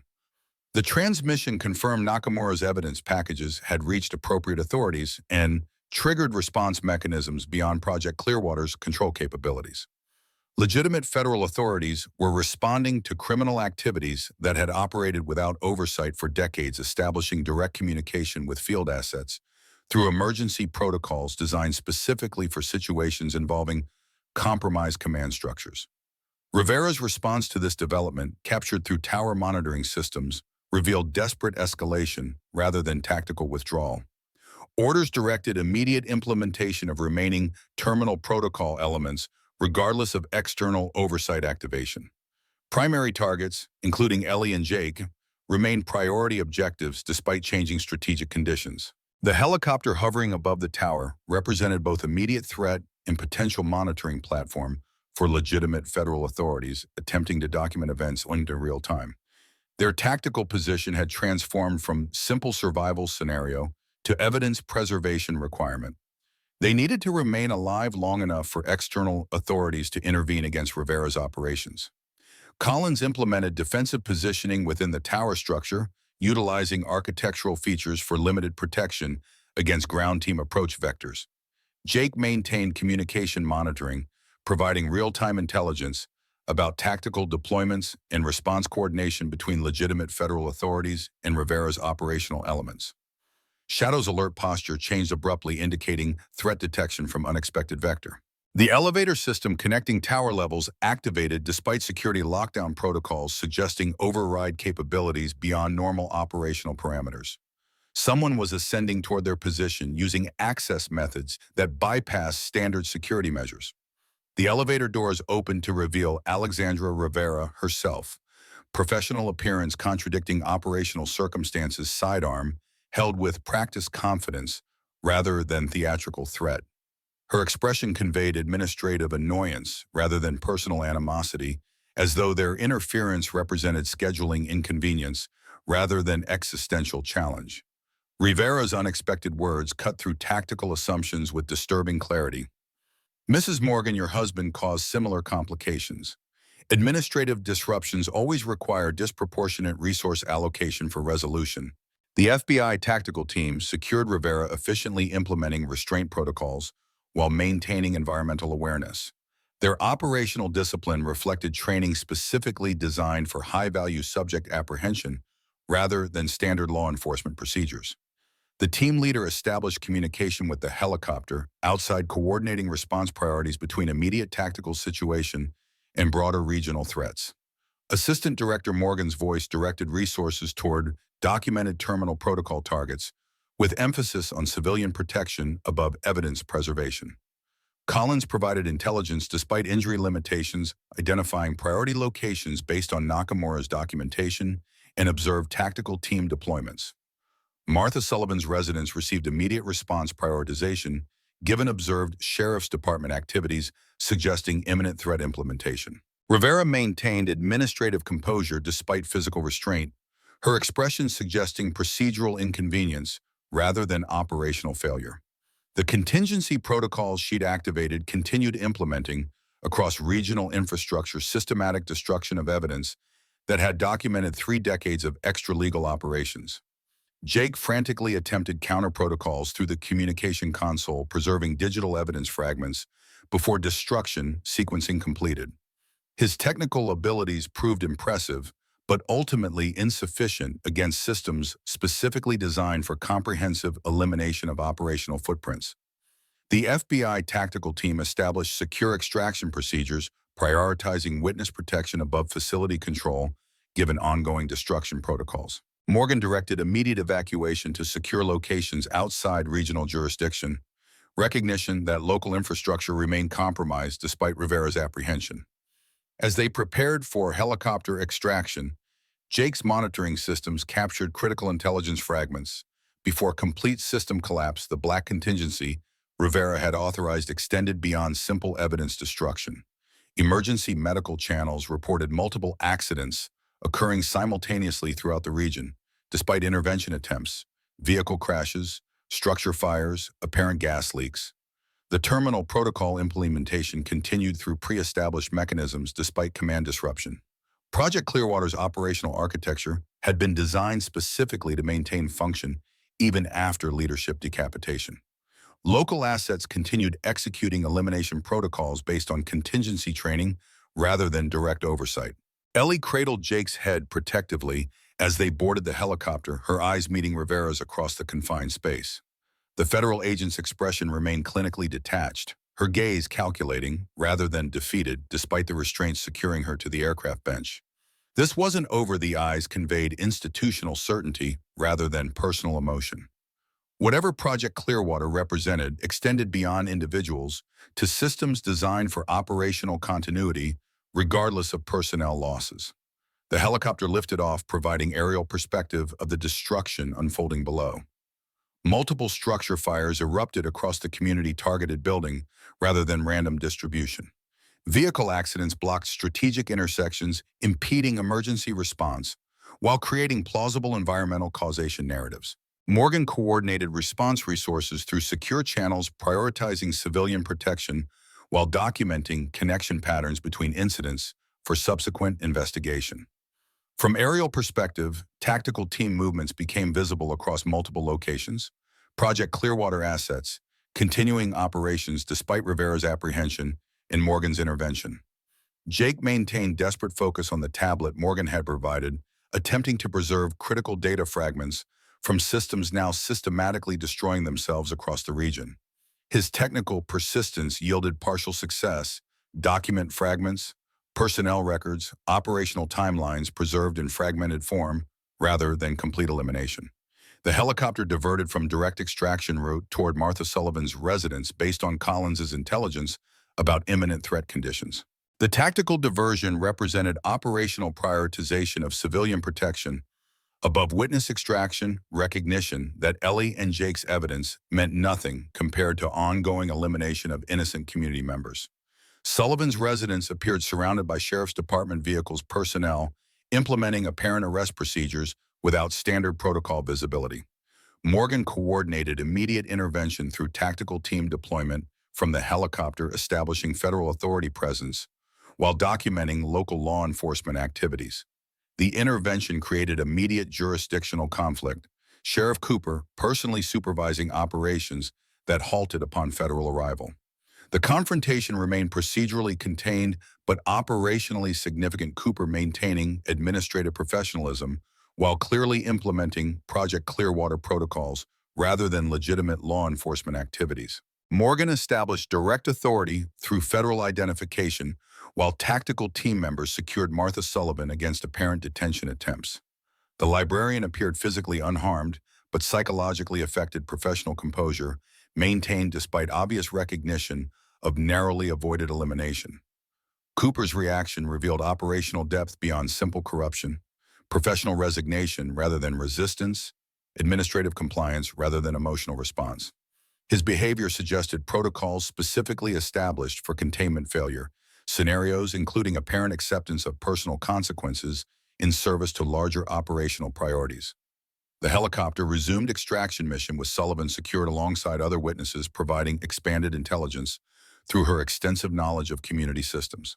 Her professional information management background proved valuable beyond specific Project Clearwater knowledge, identifying documentation repositories, communication networks, and administrative systems useful for broader investigation.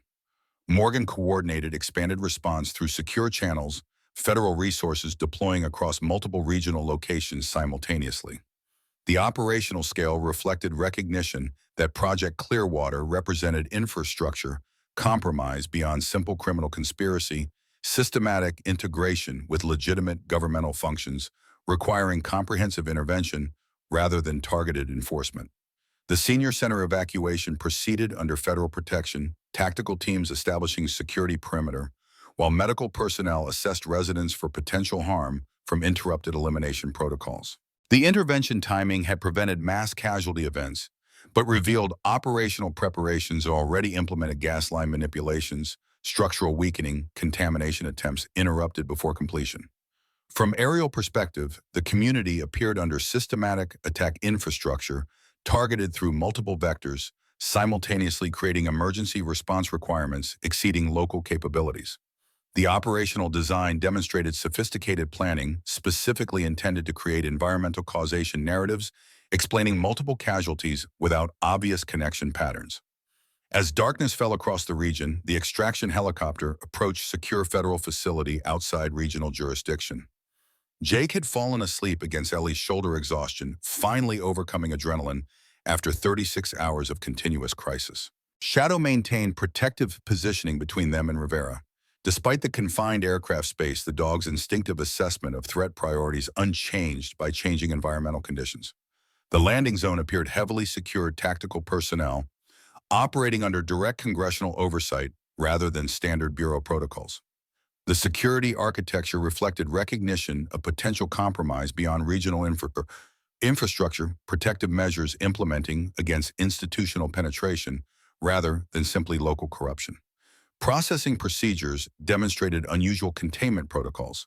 Rivera separated immediately from other personnel, subjected to specialized security measures beyond standard detention requirements. The operational response suggested classification levels exceeding normal federal procedures, potentially indicating national security implications beyond regional criminal activities. Collins received immediate medical attention, his shoulder damage requiring surgical intervention. The professional assessment included psychological evaluation given his family's apparent historical connection to Project Clearwater operations, potential conditioning or information exposure requiring specialized debriefing protocols. Martha Sullivan received protective custody arrangements exceeding standard witness parameters, including identity protection measures normally reserved for high-value intelligence assets. The security architecture reflected recognition that Project Clearwater's operational reach extended beyond regional boundaries, potential retribution capabilities requiring comprehensive protective response. Jake's technical contributions received immediate professional validation, federal cybersecurity personnel implementing specialized preservation protocols for data fragments he'd recovered from compromised systems. The operational response suggested intelligence value exceeding standard evidence, parameters potentially indicating connections to broader security architecture beyond regional operations. Morgan coordinated secure accommodation arrangements within federal protection parameters, private quarters, with enhanced security features, communication limitations, and continuous monitoring. The protective architecture resembled witness security programs, but with enhanced parameters suggesting national security protocols rather than standard criminal justice procedures. For the first time in 48 hours, Ellie allowed herself momentary relief. Jake asleep in the adjacent bed, Shadow maintaining vigilant but relaxed positioning near the door. The immediate physical danger had passed, though the psychological implications remained unprocessed. Robert's death confirmed as intentional elimination, their cabin purchase potentially manipulated through unseen forces, 3 years of life constructed around lies concealing institutional murder. Sleep arrived instantly, but provided no mental restoration, her dreams filled with bunker corridors that extended endlessly, radio transmissions from voices without faces. Rivera's administrative detachment as she calculated human elimination values against operational continuity requirements. The subconscious processing revealed psychological trauma beyond immediate threat, response recognition that foundational trust in institutional protections had been permanently compromised. Morning arrived with enhanced security protocols, armed escorts for movement within the facility, communication equipment secured under federal-controlled debriefing procedures implemented through specialized personnel trained for trauma-informed intelligence collection. The operational architecture suggested expectations of extended protective custody rather than temporary witness housing. Morgan conducted initial debriefing personally, establishing secure environment for comprehensive intelligence collection while maintaining witness protection protocols. The operational approach balanced immediate evidence preservation requirements against psychological support needs, recognition that trauma exposure created both investigative complications and ethical responsibilities. Jake demonstrated remarkable resilience despite psychological pressure, maintaining technical focus on data recovery and analysis rather than emotional response to traumatic exposure. His continued contribution provided critical intelligence components, encryption patterns within recovered fragments, suggesting communication architecture, connecting Project Clearwater to other implementation nodes across multiple jurisdictions. Martha Sullivan's professional knowledge contributed crucial contextual understanding, Historical patterns identified through library records revealing population anomalies consistent with elimination protocols implementing periodically over decades rather than isolated incidents. The statistical analysis suggested systematic processing of security threats beyond the documented families from 1993, potentially dozens of additional eliminations disguised as accidents, relocations, or natural causes. Collins provided operational perspective through law enforcement experience, identifying procedural anomalies within regional agencies consistent with systematic compromise rather than individual corruption. The pattern recognition suggested institutional penetration, implementing through professional training systems, budget allocations, and personnel selection criteria rather than simply bribery or intimidation of existing authorities. Through collective intelligence contribution, operational understanding, crystallized beyond initial assessment. Project Clearwater, representing implementation node within program architecture, operating without formal designation or authorization, yet functioning within governmental infrastructure. The organizational structure utilized legitimate resources, personnel, and authorities while implementing extra-legal operations without formal accountability or oversight. Morgan's response to this emerging intelligence reflected institutional concern beyond normal criminal investigation parameters, specialized security protocols, implementing for all witnesses regardless of specific knowledge or involvement levels. The protective architecture suggested potential retribution capabilities, exceeding normal threat assessment, institutional resources potentially deployable against federal protective custody despite Rivera's containment. As initial debriefing concluded, Morgan provided preliminary operational assessment with professional clarity. We've identified similar implementation nodes in 7 states currently. Each operates with regional autonomy but connected infrastructure. Rivera represents operational management rather than organizational leadership, executing protocols established at levels we haven't yet identified. The assessment confirmed Ellie's growing recognition that their survival represented temporary tactical success rather than strategic victory. Rivera's apprehension impacting operational capability without addressing fundamental organizational architecture. The program apparently continued functioning despite individual node compromise, potentially implementing countermeasures beyond current protective capabilities. Secure facility arrangements reflected this ongoing threat assessment. Comprehensive security protocols implementing for all witnesses, including restricted communication channels, continuous surveillance, and isolation from external contact. The protective measures resembled witness security programs, but with enhanced parameters suggesting national security protocols rather than standard criminal justice procedures. Days extended into weeks as investigation expanded beyond regional boundaries to multiple jurisdictions, revealing systematic pattern of extra-legal operations implementing through compromised governmental infrastructure across rural communities nationwide. Congressional oversight committees established specialized investigative authorities bypassing normal bureaucratic channels potentially compromised by program penetration. Jake adapted to secure facility restrictions with remarkable flexibility, converting technical limitations into creative challenges rather than imprisonment constraints. Federal cybersecurity personnel provided specialized training opportunities appropriate to his abilities while maintaining age-appropriate developmental support. Recognition that his contributions represented valuable intelligence capabilities despite chronological immaturity. Shadow received specialized service animal certification through federal protocols, allowing continued companionship despite secure facility restrictions normally prohibiting animals. The certification reflected recognition of both psychological support benefits and tactical security advantages, canine sensory capabilities, providing detection functions exceeding technological measures in certain operational environments. Martha Sullivan's professional background proved increasingly valuable as investigation expanded her information. Management expertise facilitating pattern recognition across seemingly unrelated documentation. The analytical capabilities exceeded standard investigative techniques, identifying operational signatures, connecting disparate incidents across multiple jurisdictions and decades. Collins underwent extensive psychological assessment following shoulder reconstruction, the evaluation revealing potential generational conditioning through family connection to Project Clearwater operations. The psychological architecture suggested sophisticated recruitment methodologies implementing through childhood development manipulation rather than adult recruitment, potential explanation for operational continuity across decades despite personnel transitions. Rivera remained detained under specialized protocols, exceeding standard federal custody parameters, her interrogation producing minimal operational intelligence despite advanced techniques. The resistance pattern suggested psychological conditioning beyond normal loyalty considerations, potentially neurological modifications specifically designed to prevent intelligence compromise under interrogation conditions. 3 months into protective custody, Morgan provided updated operational assessment through secure briefing procedures.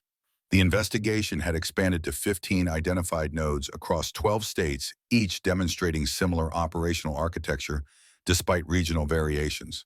The pattern suggested nationwide implementation structure operating through rural jurisdictions specifically selected for limited oversight capabilities in vulnerable authority structures. Congressional hearings proceeded through specialized security protocols, testimony provided through secure transmission rather than physical presence. The procedural architecture reflected continuing threat assessment despite federal protective measures recognition that program operational capabilities potentially extended to legislative processes through compromised personnel or infrastructure. Public narrative development presented unique challenges beyond standard witness protection requirements. 3 families publicly deceased for 30 years couldn't simply reappear without creating conspiracy narratives potentially undermining legitimate investigation. The public relations architecture required careful balancing between transparency requirements and operational security considerations. Truth revealed without compromising ongoing investigation or witness security. The memorial planning process began through specialized committees operating under federal oversight, design specifications reflecting both commemorative requirements and security considerations. The architectural planning included both physical structures, acknowledging historical victims, and operational mechanisms facilitating ongoing investigation, evidence collection opportunities disguised within ceremonial functions. 6 months after their emergency extraction from the observation tower, preliminary memorial designs received approval through congressional oversight committees. Construction planning proceeded through specialized contractors operating under federal security clearance, material sourcing, and personnel management implementing through protocols designed to prevent operational penetration. Morgan approached Ellie with conditional proposal that simultaneously acknowledged ongoing security concerns and recognized psychological health requirements, temporary secure facility, departure under comprehensive protection for memorial dedication and attendance. The operational parameters included extensive security measures disguised within ceremonial architecture, tactical personnel positioned as attendees, surveillance countermeasures integrated within ceremonial equipment, extraction protocols prepared for immediate implementation if threat conditions changed.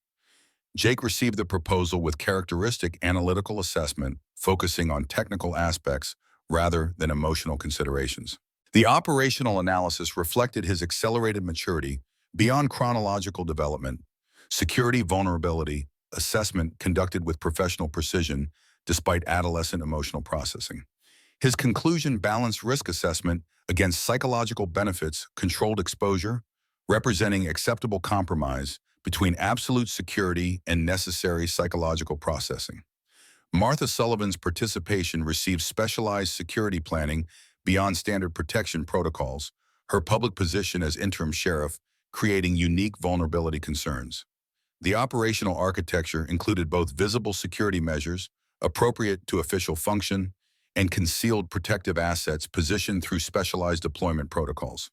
The comprehensive approach reflected recognition of Sullivan's symbolic importance within community healing process, while acknowledging continuing threat assessment. The memorial dedication ceremony represented both symbolic acknowledgement and practical intelligence operation, public recognition of historical crimes while establishing visible federal presence within community previously controlled through compromised local authorities. The ceremonial architecture included comprehensive security measures disguised within event protocols, protective deployment ensuring witness safety during temporary secure facility departure. The granite monument established permanent physical record where previously only hidden documentation had existed, names of confirmed victims carved into institutional memory rather than concealed behind administrative euphemisms. The Nakamura, Reyes, and Blackwell families received public acknowledgement 3 decades after their processing through Project Clearwater protocols. Daniel Nakamura received posthumous recognition through memorial inclusion, his 30 years of resistance against institutional terrorism acknowledged despite personal compromises required for survival. The historical narrative included his crucial role in evidence preservation that ultimately enabled program exposure documentation maintained through decades of surveillance and intimidation. Robert Morgan's name appeared among recognized victims, his environmental consulting work acknowledged as triggering factor for elimination decision rather than accidental death. The public recognition provided partial closure for both Ellie and Jake, grief processes previously complicated by uncertainty now focused through confirmed knowledge despite continuing pain. Martha Sullivan addressed the gathering through carefully constructed remarks, balancing public information requirements against ongoing investigation limitations. Her professional communication skills provided community reassurance while maintaining operational security, truth acknowledged without compromising continuing investigation or protective security measures. The memorial location constructed near the bunker site that had initiated their discovery included subtle security features beyond ceremonial requirements.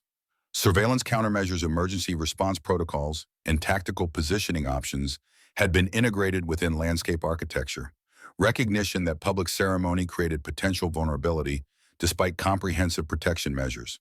Ellie observed the ceremony with complex emotional response relief at public acknowledgement of crimes previously hidden, concern about ongoing threat assessment despite institutional intervention, hope for community healing despite traumatic revelations. The psychological balance reflected realistic assessment rather than naive closure, recognition that justice remained incomplete despite significant progress toward accountability. Jake participated with unusual maturity for his 13 years, the experiences of recent months accelerating developmental trajectory beyond chronological benchmarks. His technical contributions to ongoing investigation had received professional recognition. Beyond age-appropriate acknowledgement, specialized recruitment approaches already implementing from multiple agencies despite parental protective concerns. As ceremonial proceedings concluded, Morgan provided operational update within secure parameters, Rivera's prosecution proceeding through specialized judicial channels, evidence preservation continuing despite systematic destruction attempts, investigation expanding to additional jurisdictional nodes identified through intelligence collection. The professional assessment maintained balanced perspective between progress acknowledgement and ongoing threat recognition, institutional penetration, continuing despite individual node compromise. The ceremony's conclusion triggered immediate security protocol activation, departure procedures implementing through predetermined sequences designed to minimize vulnerability during transition between protected environments. The operational architecture reflected continuing threat assessment despite public accountability progress. Program capabilities potentially extending beyond identified operational nodes to uncompromised resources. Their return to secure federal facility occurred without incident, though shadows increased alertness during transport suggested potential surveillance beyond normal civilian observation. The behavioral indicators remained below confirmation threshold, but reinforced ongoing threat assessment, potential monitoring representing intelligence gathering rather than immediate intervention threat. 2 weeks after memorial dedication, Morgan presented revised security assessment with significant operational implications.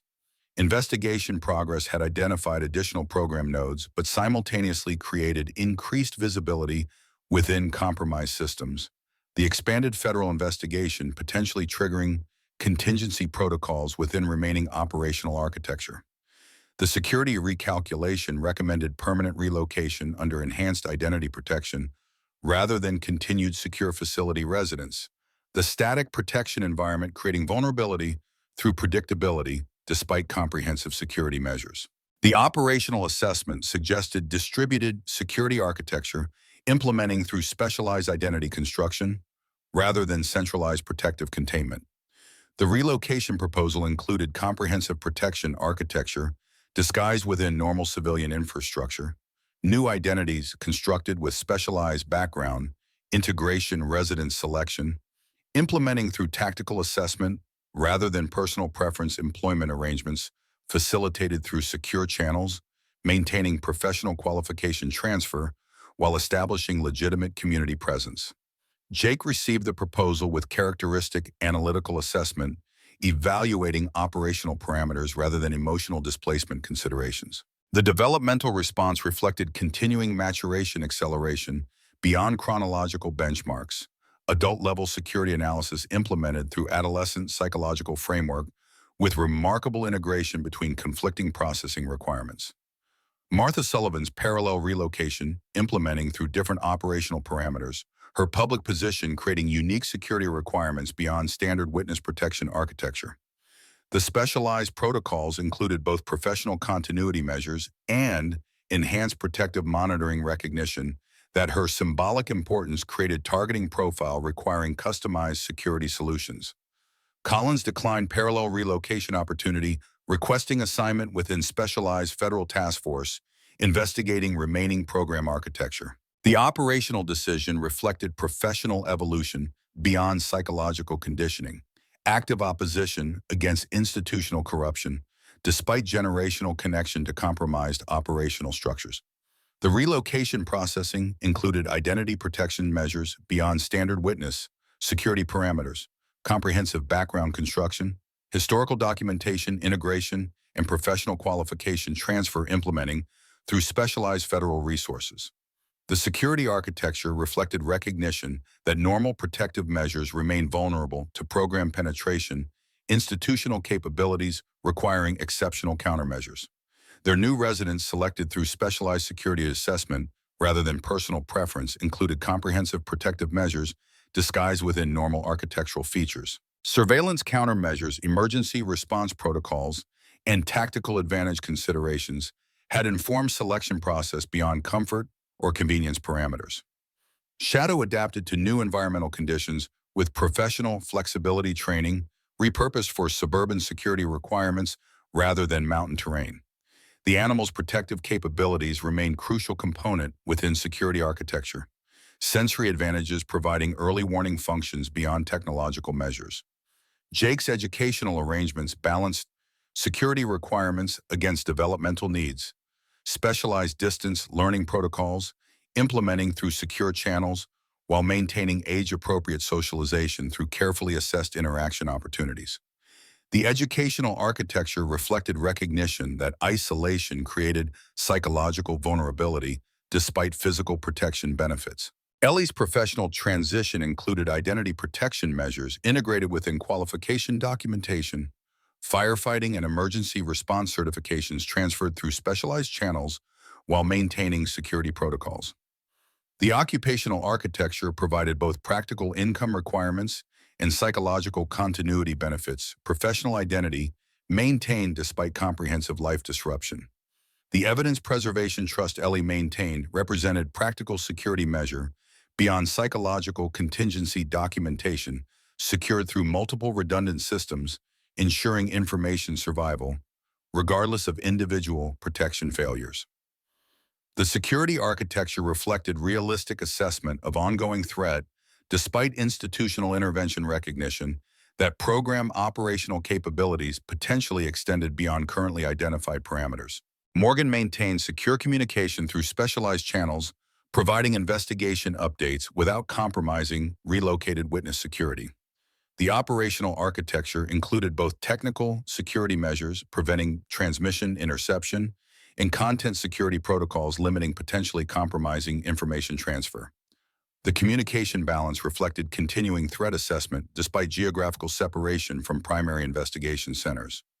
1 month after relocation implementation, Morgan provided critical investigation update through Secure Channel. Rivera's holding facility had experienced comprehensive security breach, resulting in multiple casualties.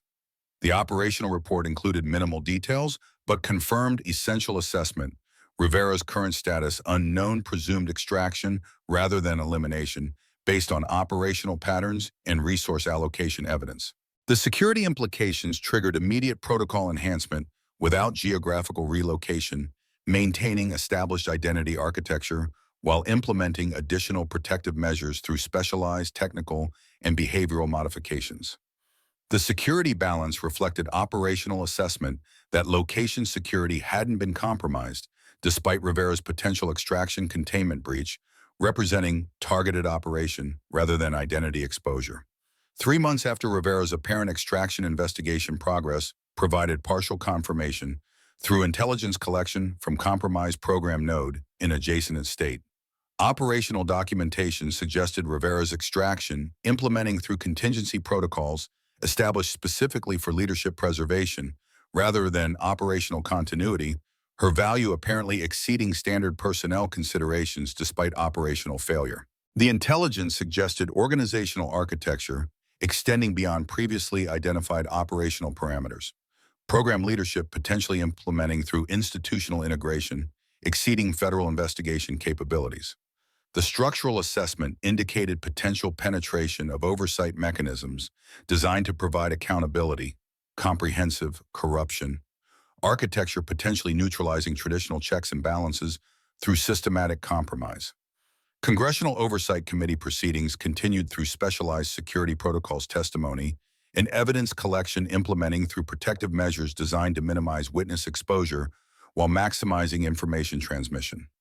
The procedural architecture reflected recognition that legitimate governmental functions remain vulnerable to program penetration despite growing awareness of operational mechanisms. 6 months after relocation implementation, Jake's continued technical contributions through secure channels received specialized recognition beyond chronological expectations. Federal agencies implementing age-appropriate recruitment pathways despite parental reservations. The professional acknowledgement included both current contribution value and potential development trajectory recognition that his capabilities represented valuable intelligence asset beyond simple witness status. Ellie maintained careful balance between protective security measures and psychological health requirements, necessary vigilance without paranoia-inducing hypervigilance that would create quality-of-life disruption. The psychological approach reflected professional assessment of sustainable security implementation, recognition that excessive protective measures created vulnerability through isolation and behavioral abnormality that would potentially identify their protected status. Their final evening conversation reflected balanced perspective rather than artificial closure acknowledgement of continuing challenges despite significant progress toward justice and accountability. Jake's observation captured this complex reality with premature wisdom. They caught Rivera, but not everyone behind her. We're safer, but not completely safe. Maybe that's just how it works better, but not perfect. Ellie's response balanced maternal protection instinct against factual accuracy, acknowledging ongoing threat assessment while providing appropriate psychological support. Sometimes justice takes longer than we want. But what you did, what we all did, matters. People know the truth now. That's something they can't take back, no matter what happens next. As night settled around their new residence, Shadow maintained customary security position near Jake's bedroom door, protective instincts neither diminished by environmental changes nor elevated by hypervigilance. The animal's balanced response reflected optimal security approach, appropriate caution without psychological paralysis. Through darkened window-passing vehicle lights briefly illuminated interior spaces before continuing along suburban street. The momentary illumination revealed ordinary domestic scene board games on coffee table, school books on desk, family photographs on walls. Normal life reconstructed within extraordinary circumstances, resilience manifesting through deliberate ordinariness, despite continued extraordinary threats. Outside beyond security, perimeter. Invisible to casual observation, unmarked vehicle maintained surveillance position without operational signature.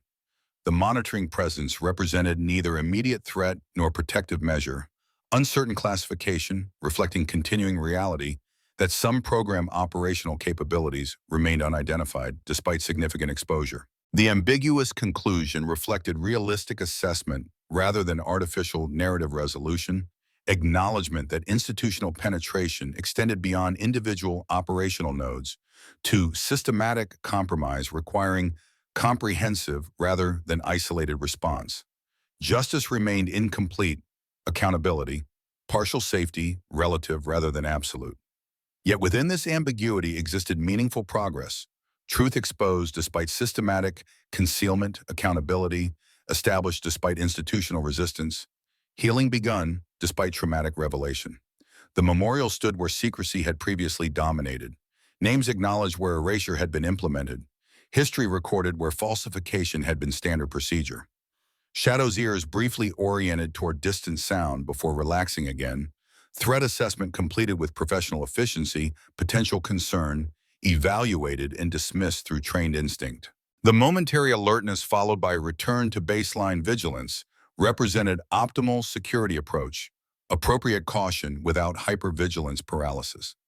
As Ellie completed final security verification before sleep, her reflection captured balanced perspective beyond artificial resolution. Sometimes victory looks like survival with evidence preserved. Sometimes justice begins with truth exposed rather than punishment completed. Sometimes the most important triumph is simply refusing to disappear when systems of power have determined you should. The knowledge that Rivera remained active somewhere within opaque institutional structures created unavoidable psychological tension, but not debilitating fear. Whatever program architecture remained operational after their exposure efforts, whatever contingency protocols continued implementing through compromised governmental systems, they had accomplished what Robert Agent Wilson and Daniel Nakamura had died attempting. Truth recorded. Evidence preserved. History acknowledged. Justice begun, if not completed. Their new life continued beneath deliberate ordinariness. School assignments, professional responsibilities, neighborhood interactions, all constructed through careful balance between necessary security measures and psychological health requirements. The daily patterns represented not surrender to continuing threat, but defiance against intended elimination existence itself, becoming resistance against systems designed to erase inconvenient witnesses. Morgan's occasional communications through secure channels provided both practical security updates and psychological continuity connection to accountability processes without compromising identity protection measures.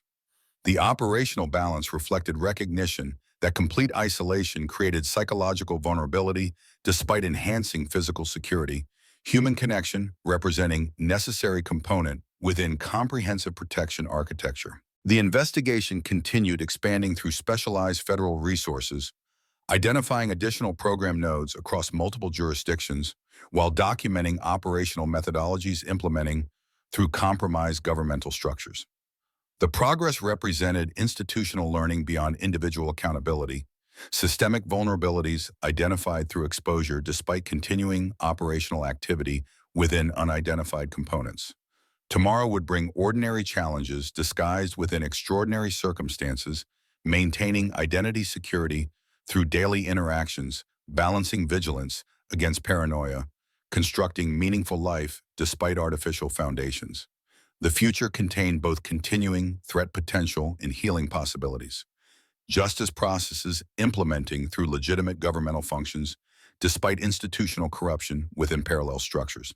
As sleep approached, Ellie's final conscious thought acknowledged both continuing danger and remarkable victory. They had survived a system designed specifically for their elimination, preserved evidence intended for destruction, initiated accountability processes against operations designed to prevent oversight. Whatever tomorrow brought, whatever program components remained operational, whatever threat assessment continued implementing, through protection protocols, they had already accomplished what 3 families, 1 federal agent, and countless unknown others had died attempting. They had refused to disappear when systems of power had determined they should not exist.